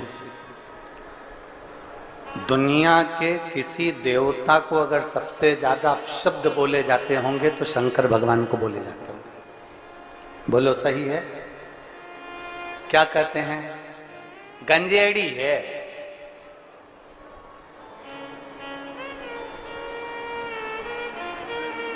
फिर कह दिया किसी ने गंजेड़ी के बाद, अब तुम भी तो बोलो बोलो बोलो, भंगेड़ी है। फिर कह दिया किसी ने अड़भंगा है। फिर किसी ने कह दिया अवधूत है। फिर किसी ने कह दिया अघोरी है। फिर किसी ने कह दिया नग्न वेशधारी है।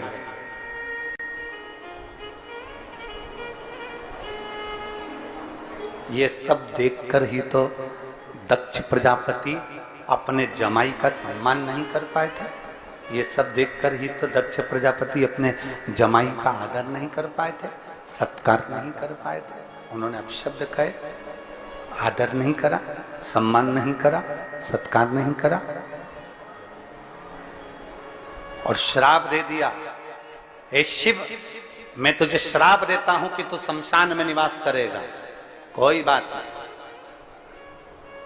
कोई बात नहीं। शिव तो भी प्रसन्न। दुनिया में किसी को इतने अपशब्द नहीं कहे गए जितना देवाधिदेव महादेव को अपशब्द कहे गए। दुनिया में किसी को इतना आड़ा टेढ़ा नहीं कहा गया जितना देवाधिदेव महादेव को आड़ा टेढ़ा कहा गया। जरा विचार करना, जब शंकर जी को लोग अपशब्द कह सकते हैं तो शंकर के भक्त को भी दुनिया के लोग अपशब्द कह सकते हैं। उसमें कोई संशय का विषय नहीं रखना है। अगर आप शंकर के भक्त हो, यहाँ जितनी मेरी जीजियां बैठी हैं, जितने मेरे जीजा बैठे हैं और जितने आस्था चैनल पर कथा श्रवण कर रहे हैं, जितने फेसबुक यूट्यूब पर कथा सुन रहे हैं, जितने विश्व के लोग इस कथा का रसपान ग्रहण कर रहे हैं, उनसे निवेदन करूंगा, अगर आप शंकर को एक लोटा जल चढ़ाते हो, शंकर पर बेलपत्र चढ़ाते हो, शंकर का श्रृंगार करते हो, आप शिव जी की आराधना करते हो, तो आप शंकर के भक्त हो। इतना अंदाजा लगा कर रखना कि आपके देवाधिदेव महादेव को अगर लोग अपशब्द कह सकते हैं तो शंकर के भक्त को भी दुनिया के लोग अपशब्द कह सकते हैं। पर घबराना नहीं है, हमें भगवान शिव की भक्ति में जागृत रहना। आज एक बात कहना चाहेंगे कुरुद की भूमि से, आपको अगर बुरा ना लगे तो, और लग भी जाएगा तो कोई बात नहीं, उसमें कोई टेंशन वेंशन तो अपन लेते ही नहीं। क्या टेंशन लेके चले बुरा लगने और नहीं लगने का? संसार में सबको संतुष्ट करना तो बड़ा कठिन काम है। घर के लोग संतुष्ट नहीं हो पाते। एक बहू को मनाओ तो दूसरी रूठ जाती है। एक बेटे से अच्छे से बात कर लो तो दूसरी बेटे को ऐसा लगता है कि मम्मी सब कुछ इसी को दे देगी। तो घर के लोग संतुष्ट नहीं हो पाते तो दुनिया के लोग क्या संतुष्ट होंगे। पर एक बात जरूर करना चाहेंगे, सीहोर में लोग कथा लेने के लिए जब आते हैं तो वहां आकर कहते हैं गुरुजी इतने सारे भक्त आते हैं, इनके लिए भोजन व्यवस्था हम नहीं करें तो हमने पूछा फिर एक काम करना कि तुम्हारे जितने रिश्तेदार हैं उनको भी तुम एक को भी खाना नहीं खिलाओ। रिश्तेदारों के लिए अच्छा भोजन बने और वो पेट भरकर खाकर आगे बैठकर कथा सुने, और बाकी की ये गरीब बड़ा व्यक्ति जो कथा सुनने आए वो ऐसा ही भूखा चले जाए तो कथा करने से कोई मतलब नहीं। उस कथा का कोई सार नहीं, उस कथा का कोई मतलब नहीं। जो आए वो दिल से, हृदय से। और बहुत अच्छा लगा, कल हमारे वो हमने कथा करी है शर्मा जी के यहाँ, क्या नाम है उनका, अश्वनी शर्मा जी, उनके हमने कथा करी तो कल उन्होंने हमको 2-3 वीडियो उन्होंने हमको दिखाए कि गुरुजी देखिए बड़े प्रेम से आपका जैसा लक्ष्य होता है ना भंडारे का कि कोई भी साधारण से व्यक्ति साधारण भी भंडारे का प्रसाद पाकर जाए, देखिए ये भंडारा कैसा चल रहा है। हमने देखकर अश्वनी जी को साधुवाद कहा, हमने कहा बहुत बढ़िया, बस भक्तों के लिए व्यवस्था ऐसी ही होना चाहिए, कोई भूखा ना, प्रेम वश आओ। आजा बेटा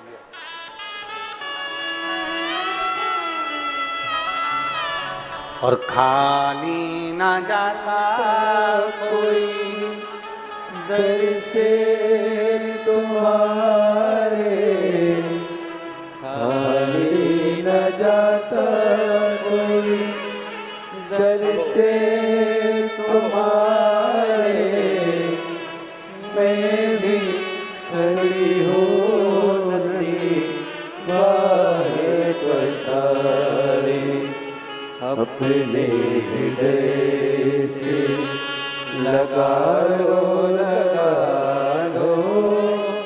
गिरी जा रही हूँ, उठा लो। बालक का नाम बता रहे हैं, शिवांश रखा है, एक बार जोरदार ताली बजा। बहुत बहुत साधु।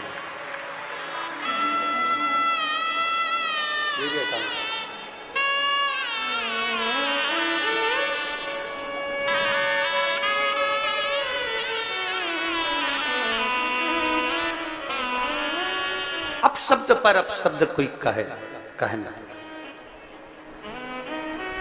ताने पर ताना कोई देने, आड़ा टेढ़ा कोई कहने का। इस बहन ने लिखा कि लोग कहते हैं कि सफेद आंकड़े की जड़ बांधने से क्या संतान हो जाती है, तो उस बहन ने आखिरी की नीचे की लाइन में लिखा कि मेरे घर में आकर देखो, 13 साल के बाद बाबा ने संतान का सुख दे दिया, 13 वर्ष के बाद।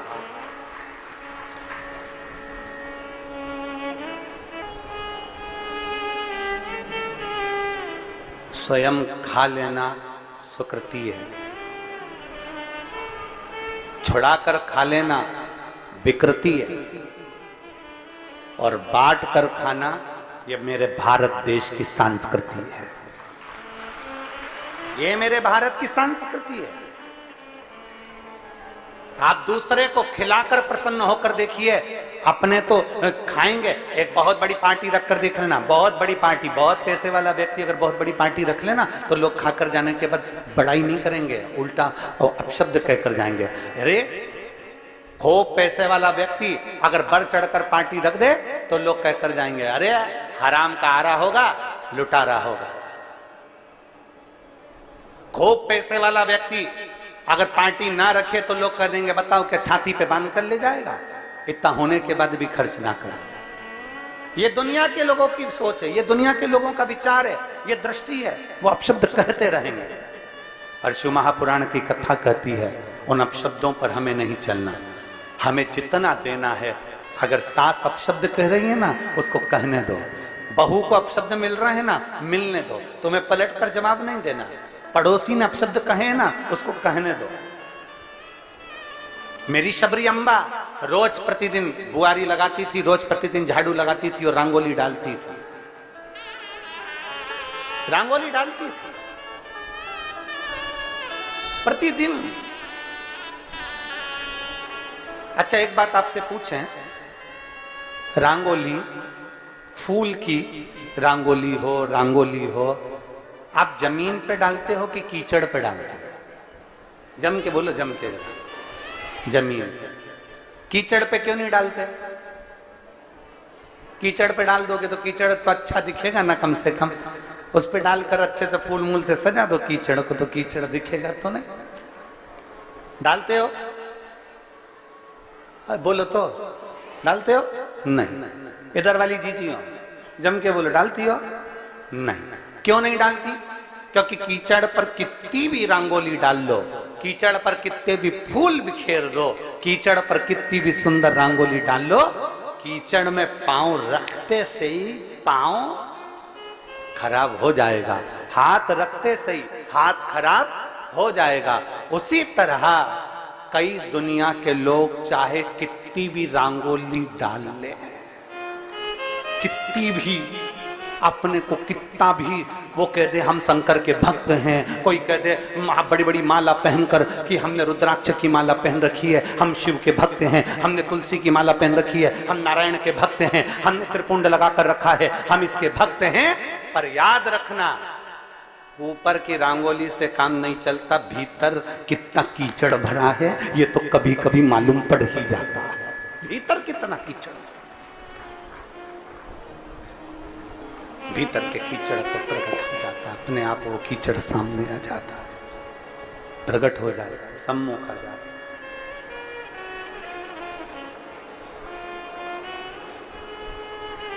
भूमि पर डाला रंगोली, फूल भूमि पर डाली, श्रेष्ठ। कीचड़ को कितना भी सजाओ, कीचड़ को कितना भी संवार लो, कीचड़ हम पहले भी कहे, एक बार अपने कथा में सुना होगा, कीचड़ और लीचड़। जम के बोलो कौन कौन?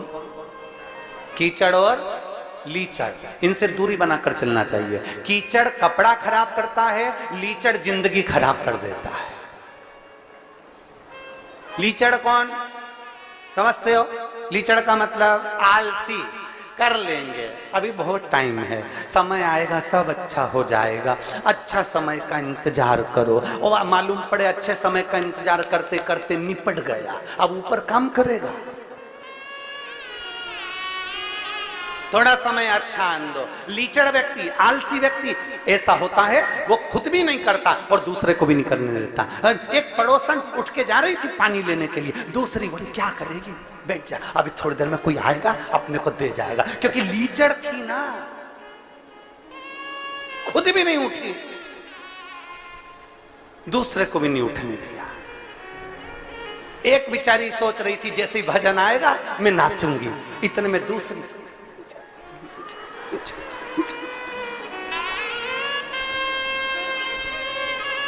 क्यों?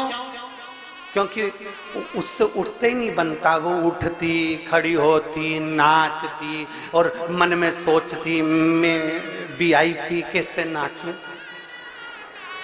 अब भगवान थोड़ी ना देखेगा कि तू कितनी VIP है। डिग्रियां, डॉक्टर की डिग्री यहाँ चलती है, इंजीनियर की डिग्री यहाँ चलती है, कलेक्टर, SP, DSP, कमिश्नर, मंत्री, संतरी, कलंतरी, सबकी डिग्रियां यहाँ चलती है। वहां पर तो केवल एक डिग्री चलती है, भगवान के भजन की डिग्री, उसके सिवा कोई डिग्री नहीं चलती। तुम्हारे अच्छे कर्म की डिग्री, तुम्हारे समर्पण की डिग्री, तुम्हारे स्मरण की डिग्री, तुम्हारा समर्पण कैसा है, तुम किस भाव से भगवान को भज रहे हो, वहां केवल एक डिग्री चलती है। तुमने प्यासे को पानी पिलाया, वो डिग्री वहां देखी जाएगी। किसी भूखे को भोजन कराया, वो डिग्री वहां देखी जाएगी। किसी एजुकेशन के व्यक्ति को, कोई छोटा बच्चा है, उसको पढ़ने का शौक है और उसके पास विद्या के लिए धन नहीं, उसको पढ़ा दिया, उसकी डिग्री वहां देखी जाएगी। किसी को दवाई की जरूरत है, उसको रोग मुक्त करा दिया, वो डिग्री वहां देखी जाएगी। यहाँ कलेक्टर, SP, DSP और अन्य डिग्रियां यहाँ पर देखी जाती है, इंजीनियर और डॉक्टर की डिग्री यहाँ देखी जाती है, पर वहां तुम्हारे समर्पण की डिग्री देखी जाती है कि तुमने भगवत भजन कितना करा, दुनिया के प्रति कितने समर्पित रहे, दुनिया के लिए तुमने क्या किया, दुनिया को भूखे को भोजन कराया, प्यासे को पानी पिलाया, किसी को शिक्षा की जरूरत थी शिक्षा दिया, किसी को रोग मुक्ति के लिए औषधि की जरूरत थी औषधि दी, किसी को भवन की जरूरत थी उसको रुकने के लिए कोई भवन दिया। ये वहां देखा जाता है। यहाँ दुनिया की डिग्री देख सकते हो, पर वहां वो डिग्री देखी जाएगी। एक यहाँ पर प्रतिभा जी बैठी हुई है, हम पहले कथा करने आए थे उस स्थान पर, तो कहाँ बैठे? हाँ ये बैठे। इन्होंने एक पत्र लिखकर कुबेरेश्वर धाम पर भेजा। उस पत्र में इन्होंने लिखा कि गुरुजी, आपने राधा जी के विषय में जो वर्णन किया उसके लिए लोग आपको अपशब्द कह रहे हैं, आप कुछ नहीं कहेंगे? कुबेरेश्वर धाम से इनको फिर मैसेज दिया गया कि जो भी चीजें प्रमाण की होती है वही व्यासपीठ से बोली जाती है। दुनिया के लोग अपशब्द कहें और अपन पलट कर अपशब्द कह दो, अपन अपशब्द पलट कर कह दो, तो उसमें श्रेष्ठता नहीं है, उसमें श्रेष्ठता नहीं है। जिसने पढ़ा ना हो ना, वो इस तरह की बात करते हैं। हमारा तो निवेदन है, जो अपशब्द कहने वाले हैं कि आपने राधा जी के लिए कह दिया कि उनका विवाह अरण्य घोष से हुआ, और आपने बोल दिया कि उनकी सास जटिला और कुटिला का चरित्र का वर्णन कर दिया, आपने कहा कि राधा जी का विवाह, आपने पूरी वीडियो सुनी ही नहीं। जो वीडियो काट कर चलाई गई है वो वीडियो 14 साल पहले की है, और 14 वर्ष पहले जो कथा हमने कमलापुर में कही थी, उस कमलापुर की पूरी कथा निकाल कर सुनना। उसमें हमने राधा जी का विवाह भगवान कृष्ण के साथ भी वर्णन किया है कि ब्रह्मा जी की पूरी कथा सुनिए कि ब्रह्मा जी को जब श्राप लगा तो ब्रह्मदेव ने द्वापर में नारद जी के कहने पर भांडेर वन में जाकर राधा जी और कृष्ण भगवान का विवाह करा। पर उस विवाह को केवल ब्रह्मा जी जानते हैं, उस विवाह को केवल नारद जी जानते हैं, उस विवाह को केवल राधा जी जानती हैं, उस विवाह को केवल कृष्ण जानते हैं। इसके सिवा इस विवाह को कोई नहीं जानता। परंतु राधा जी का जब विवाह हुआ तो हमने उसका वर्णन किया कि वो अरण्य घोष के साथ में हुआ। अब लोगों ने कहा आपने कैसे कह दिया, तो हम कहें कभी पढ़िए, और अगर पढ़ नहीं सकते तो ब्रज 84 कोस की यात्रा करने जाइए, और ब्रज 84 कोस की यात्रा करने जाओ तो ब्रज 84 कोस में कोकिला वन में जाइए, और कोकिला वन में कोसी के पास में मथुरा क्षेत्र, कोसी क्षेत्र के मध्य में जावा गांव जाइए, और जाव गांव जाइए, उस जाव गांव में जाकर देखिए उस गांव में अनय घोष, जटिला, कुटिला, कृष्ण और राधा जी का मंदिर बना हुआ है, जो आज भी ब्रज 84 कोस में विराजमान है। अब दुनिया के लोग कहे कि आपने कहां से कह दिया ये प्रसंग, तो ब्रह्म वैवर्त पुराण के 271 नंबर पेज पर 49 नंबर के अध्याय में भगवान राधा रानी के विवाह का प्रसंग वर्णित है। और चाहो तो लाओ ब्रह्म वैवर्त पुराण, लाओ ब्रह्म वैवर्त पुराण लेकर। मैं चाहूंगा चैनल वालों से कि आप भी दिखाएं कि ब्रह्म वैवर्त पुराण के अंतर्गत ये राधा जी के विवाह का प्रसंग है क्यों।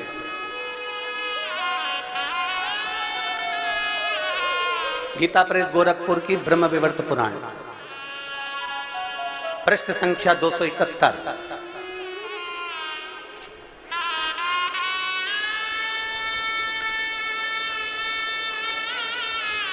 पृष्ठ संख्या 271, अध्याय नंबर 49, जिसके अंतर्गत भगवान देवाधिदेव महादेव, आप जहां हमारी उंगली चल रही है वहां पर दिखाएं, श्री महादेव जी माता पार्वती को कहते हैं, पार्वती जी, ये पूरा प्रसंग आप पढ़िएगा और पढ़ने के बाद फिर नीचे आइएगा। 12 वर्ष जब राधा जी 12 वर्ष की हो गई, उन्हें नूतन यौवन में प्रवेश करती देखकर माता पिता ने रायण वैश्य के साथ उनका संबंध निश्चित कर दिया।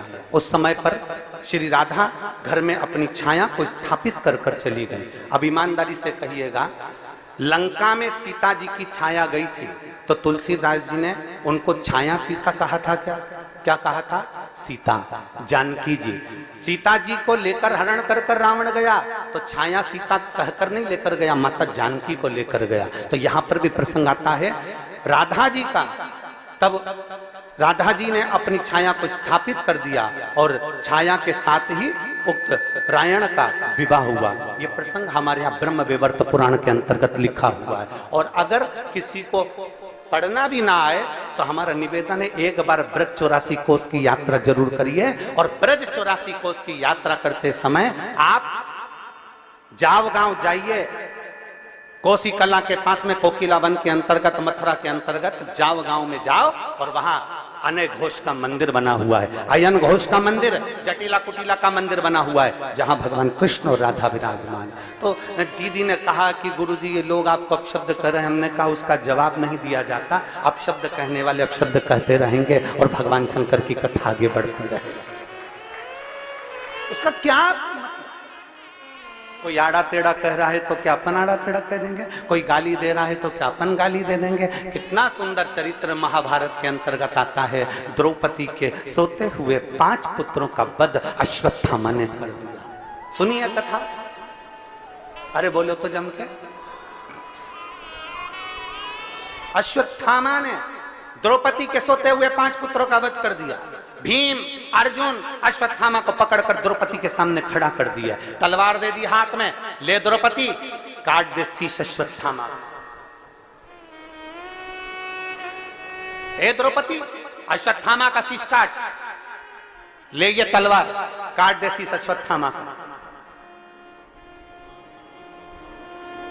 द्रौपदी हाथ जोड़कर अपने पति भीम अर्जुन से कहती है, नहीं, मैं इसको नहीं मार सकती, ये मेरे गुरु का पुत्र है। गुरु का पुत्र है? हाँ, तो इसने तेरे बेटे को मारा तो तू इसको क्यों नहीं मार सकती? द्रौपदी कहती है, अगर कोई कुत्ता हमें काटेगा तो क्या हम कुत्ते को काट खाएंगे? कोई सांप हमें डसेगा तो क्या हम सांप को डस लेंगे? कोई बिच्छू हमें काटेगा तो क्या हम बिच्छू को काट खाएंगे? द्रौपदी कहती है, अगर कुत्ता हमें काटे तो हमें कुत्ते से दूरी बना लेना चाहिए। कुत्ता हमें काटे तो उससे दूर हो जाओ। कोई भौंकने वाला अगर श्वान है और तुम्हारे पीछे भाग रहा है तो तुम उससे दूरी बना लो, पर कुत्ते के पास मत जाओ। क्यों जा रहे हो? तुम्हें मालूम है ना कि वो श्वान है, तुम्हें मालूम है। श्वान काटे तो श्वान से दूरी बना। श्वान काटे तो हम श्वान को नहीं काटते। कोई अपशब्द बोल रहा है तो हम अपशब्द नहीं कर सकते। कोई आड़ा टेढ़ा बोल रहा है तो हम आड़ा टेढ़ा नहीं कर सकते। कोई अपशब्दों की गर्जना कर रहा है तो हम अपशब्द नहीं कर सकते। क्यों नहीं कर सकते? क्योंकि उसको ज्ञान का अभिमान है, उसको अहंकार आ गया, अभिमत्ता आ गई, अपने भीतर उसको ज्ञान का अर्जन हो गया, इसलिए वो अपशब्द कह रहा है। पर जो विद्वान ब्राह्मण होते हैं, ब्रज में रहने वाला एक एक विद्वान ब्राह्मण, ब्रज का निवासी जो विद्वान ब्राह्मण होते हैं, वो एक एक पुराण का अध्ययन करे हुए होते हैं, इसलिए उनको मालूम है कि ये प्रसंग कहां से लिया गया होगा, ये प्रसंग कहां से बोला गया होगा। जिसने ब्रज 84 कोस की यात्रा करी होगी उसको मालूम है कि हमने ब्रज 84 कोस में कोकिला वन में जब प्रवेश किया था तब हमने अरण्य घोष का मंदिर देखा है, हम वहां पहुंचे हैं, आज भी वो स्थापित है, आज भी वहां जटिला कुटिला विराजमान है, आज भी वहां। संशय बहुत लोगों का क्या है। और फिर निवेदन करेंगे, दुनिया, हमने पहले भी कहा, सबसे ज्यादा गाली दो लोगों को पड़ रही है। हमने पहले भी कहा, एक प्रधानमंत्री जी जो बेटे हैं मोदी जी, दुनिया में सबसे ज्यादा गाली उनको पड़ती है, और दूसरी गाली में प्रदीप मिश्रा आते हैं।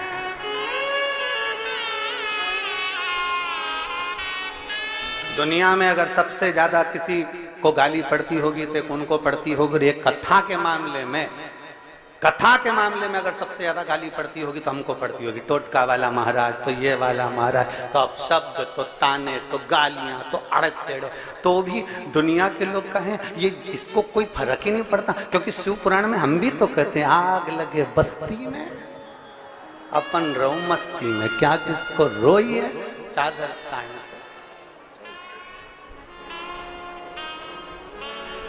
प्रतिभा जी धन्यवाद आपको, आपके चक्कर में दुनिया के लोगों को ब्रह्म विवर्त पुराण का दर्शन हो गया, और उसके लिए साधु शिव तत्व की प्राप्ति, उसको पहचानो।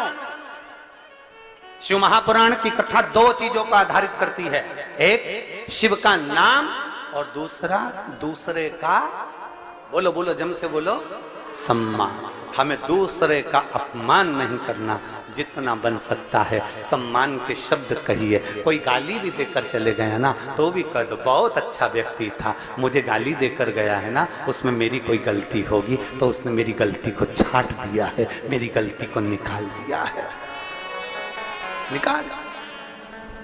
हनुमान जी गए लंका में, श्री हनुमान जी महाराज लंका में प्रवेश कर गए, और लंका में जैसे ही हनुमान जी प्रवेश करे तो उनको रावण ने पकड़वाया और पकड़कर सभा में बुलाया और अपशब्द कहे, ताने दिए, आड़ा टेढ़ा कहा। एक पत्र है,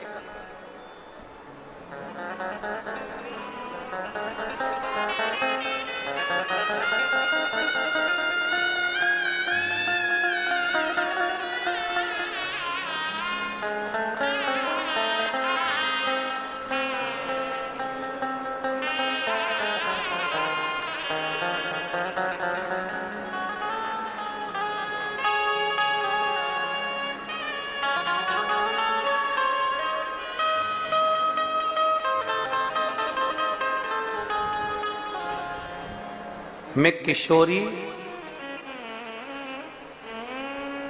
किशोरी सेन, छत्तीसगढ़ धमतरी से हूं। कहीं बैठी हैं किशोरी जी? साधु था। आ जाओ, एक बेलपत्र ले जाना, आ जाओ। मैं किशोरी सेन धमतरी छत्तीसगढ़ से हूं। सत्य सनातन धर्म को जगाने की जो अलग जगाई है गुरुदेव, मैं प्रणाम करती हूं। गुरुदेव हमें बचपन से ही ईसाई धर्म की दीक्षा दी गई।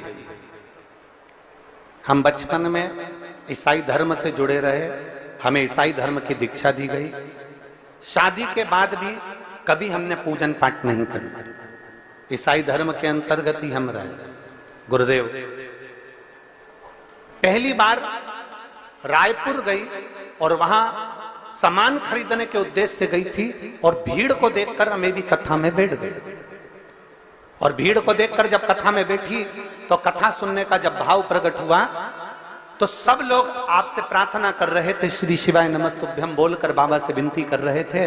तो मैंने भी सोचा क्या ऐसा होता है, और इस सनातन धर्म के लिए मैं वहां बैठकर भगवान से प्रार्थना कर कर आई कि अगर तूने मुझे एक प्लाट दिला दिया तो मैं मान जाऊंगी सनातन धर्म में भी भगवान है।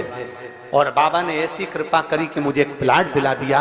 तब से मैंने वापिस अपना सनातन धर्म अपना लिया। गुरुदेव मैंने सनातन धर्म अपनाया। कुछ समय के बाद मेरे पापा का सिर में नस फट गई और डॉक्टरों ने कह दिया कि 10 से 15 लाख का खर्चा होगा और इनकी बचने की कोई गारंटी नहीं है।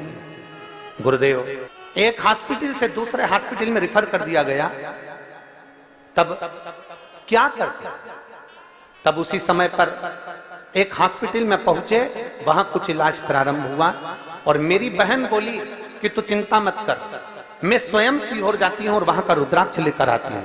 मेरी बहन सीहोर गई, वहां से रुद्राक्ष लेकर आई और डॉक्टरों ने कह दिया था कि ये बच नहीं पाएंगे। हमने रुद्राक्ष का जल उनके शरीर पर लगाना प्रारंभ करा, 2 बूंद उनके होठों पे देना प्रारंभ करा। तब उनको होश आया और उनका शरीर काम करना प्रारंभ करा और ऑपरेशन भी सक्सेस हुआ।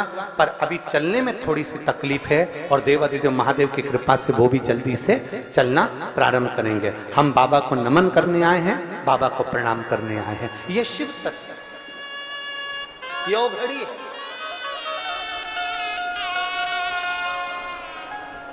और मेरे बाबा दया करना, मैं तेरे भरोसे हूँ। मेरे बाबा दया करना, मैं तेरे भरोसे हूँ। ना घर के भरोसे हूँ, ना परिवार के भरोसे हूँ, ना घर के भरोसे हूँ, ना परिवार के भरोसे हूँ। मेरे बाबा दया करना, मैं तेरे भरोसे हूँ। भोले बाबा दया करना,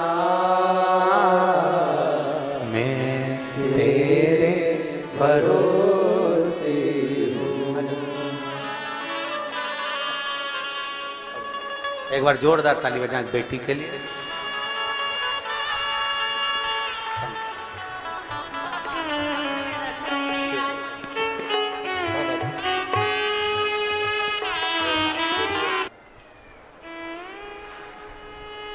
शिव महापुराण सत्य को बताने का प्रयास करती है और सत्य हमेशा कड़वा होता है, इसलिए सहन नहीं हो पाता। सत्य थोड़ा कड़वा होता है, सहन नहीं हो पाता, लोग उसका विरोध करना प्रारंभ कर देते। ऐसा हो ही नहीं सकता, ये हो ही नहीं सकता। और विरोध कौन करता है? जो अज्ञानी है, जिसकी समझ में नहीं है, जिसने शास्त्र को पढ़ा ही नहीं है, जो अध्ययन ही नहीं करा, अपने आप को श्रेष्ठ मान लिया, वो विरोध करेगा। और जो पढ़ा है सोचेगा कि महाराज ने ये बात बोली है और आज आप लोगों को कह दें, पर पीछे नहीं हटूंगा, फिर कहूंगा। जितने जितने एक बेलपत्री का भी उपाय अगर बताऊंगा, एक अगर दुर्वा का भी उपयोग बताएंगे, सफेद आंकड़े की जड़ का भी प्रयोग बताएंगे, या एक लोटा जल का भी प्रयोग बताएंगे, काली मिर्च का प्रयोग भी बताएंगे, कमल गट्टे का भी अगर प्रयोग बताएंगे, सफेद पुष्प का भी अगर प्रयोग बताएंगे, तो जो हमारे शास्त्रों में लिखा होगा वही इस व्यासपीठ से बताया जाएगा, उसके अलावा कुछ नहीं चलेगा। किसी ना किसी पुराण से, किसी ना किसी शास्त्र से उसको लिया गया होगा, किसी ना किसी स्थान पर उसको पढ़ा गया होगा, और पढ़ने के बाद उसका अध्ययन कर कर वहां बताया। क्योंकि करोड़ों लोग, करोड़ों शिव भक्त इस शिव महापुराण की कथा को सुनते हैं, चाहे वो टीवी के सामने बैठकर सुने, मोबाइल पर सुने, चाहे वो यूट्यूब पर सुने, फेसबुक पर सुने, चाहे पंडाल में सुने। लाखों की संख्या में आप लोग आए हैं, पंडाल में बैठने की जगह नहीं है, लोग बाहर अपने अपने साथ में बिछाने की दरी लेकर आए हैं जिस पर बैठे हुए हैं। पीछे पंडालों में जगह नहीं है, पंडाल पूरे भरे पड़े हुए हैं, लोग पेड़ों के नीचे, गाड़ियों के नीचे बैठे हुए हैं, जगह नहीं। जब लाखों की संख्या में शिव भक्त इस कथा को सुनते हैं तो उनके सम्मुख में पुराणों का वो तत्व जाना चाहिए जो लोगों ने सुना भी नहीं, और उसको धारण कर अपने जीवन को उतार कर अपने सत मार्ग पर चल, श्रेष्ठ मार्ग पर। जहां भी जगह मिले वहां बैठ कर बोलिए। दो क्षण आप और हम जब उसके सम्मुख में बैठकर शिव महापुराण की साक्षी में जब कुछ कहते हैं तो देवाधिदेव महादेव उसको स्वीकार करता है, सुनता है, बड़भाव से, दिल से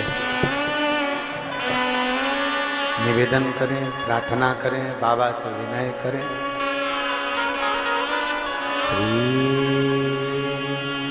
शिवाय नमस्तु।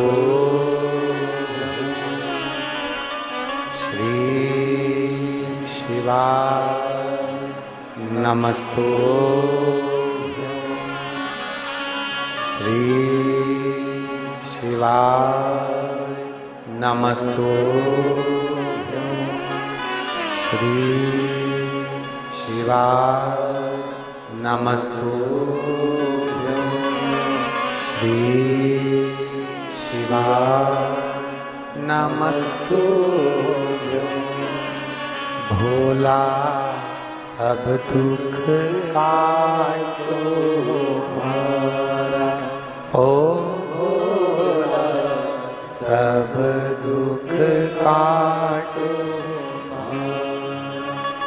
शिव शंकर जपो तेरी माला, भोले बाबा जपो तेरी माला, भोला सब दुख काटो हमारा, ओ भोला सब दुख काटो हमारा। वैश्य मंगलकारी, वैश्य मंगल मंगलकारी, शमशान वासी हमारा, शमशान वासी हमारा, ओ भोला सब दुख काटो हमारा, ओ भोला सब दुख काटो हमारा। भगवान शिव की कथा कर रहे हैं, औगड़दानी का चरित्र कह रहा, शिव तत्व कह रहा। एक शिव का नाम और दूसरा सम्मान, दो चीजें ध्यान में। किसी को ना बोलें अपशब्द, जो अपशब्द बोलने वाला होता है उसकी दशा क्या होती है शिव महापुराण की कथा कहते हैं। ब्रह्मा जी, ब्रह्मदेव स्वयं शिव को अपशब्द कह दिया।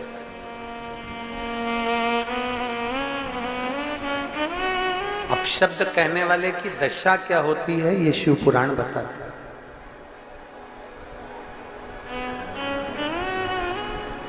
अपशब्द कहने वाले को आप कभी जवाब मत दो, अपशब्द कहने वाले को जवाब मेरा देव अधिदेव महादेव स्वयं दे देता।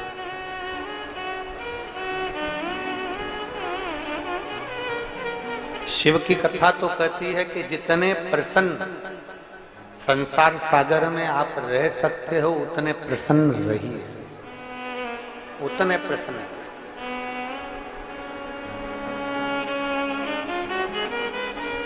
सेल्फी खींची है कभी? अरे बोलो तो जम के, सेल्फी ली है? रोते हुए ली कि मुस्कुराते? जम के बोलो जरा, मुस्कुरा। नहीं, कभी एक आध बार मन कर जा रोते हुए खूब जोरदार, और फिर उसको स्टेटस पे लगा और थोड़ी सी वीडियो भी बना लेना, अरे भाई, और रोते रोते, और फिर वो वीडियो बना के सेल्फी लेके स्टेटस पे लगा।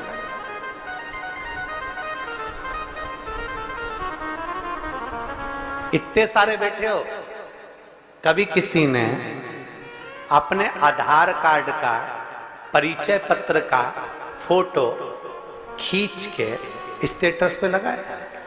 नहीं, क्योंकि अगर वो फोटो तुमने लगा दिया तो दूसरी बार तुम्हारे पास कोई मैसेज ही नहीं आएगा। कौन कर? फोटो कौन सा लगाते हो? जिसमें तुम मुस्कुरा रहे हो, जिसमें तुम हंस रहे हो, जिसमें तुम प्रसन्न दिख रहे हो, जिसमें तुम्हारे चेहरे पर स्माइल है, वो फोटो तुम खींचते हो, वो सेल्फी तुम लेते हो, और वो फोटो तुम अपने स्टेटस पर लगाते हो। शिव कथा यही कहते हैं, शंकर भगवान का चरित्र कहता है, जितने खुश तुम सेल्फी के समय पर रहते हो, शिव पुराण कहती है, उतने खुश तुम पूरी जिंदगी में रहा करो, तो जीवन अपने आप सुखमय हो, अपने आप।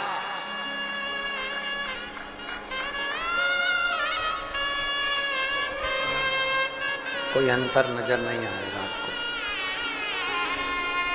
जितने खुश रह सकते हो, जितने प्रसन्न रह सकते हो, जितने आनंद में रह सकते हो, उतने आनंद में रहो, उतने प्रसन्न रहो।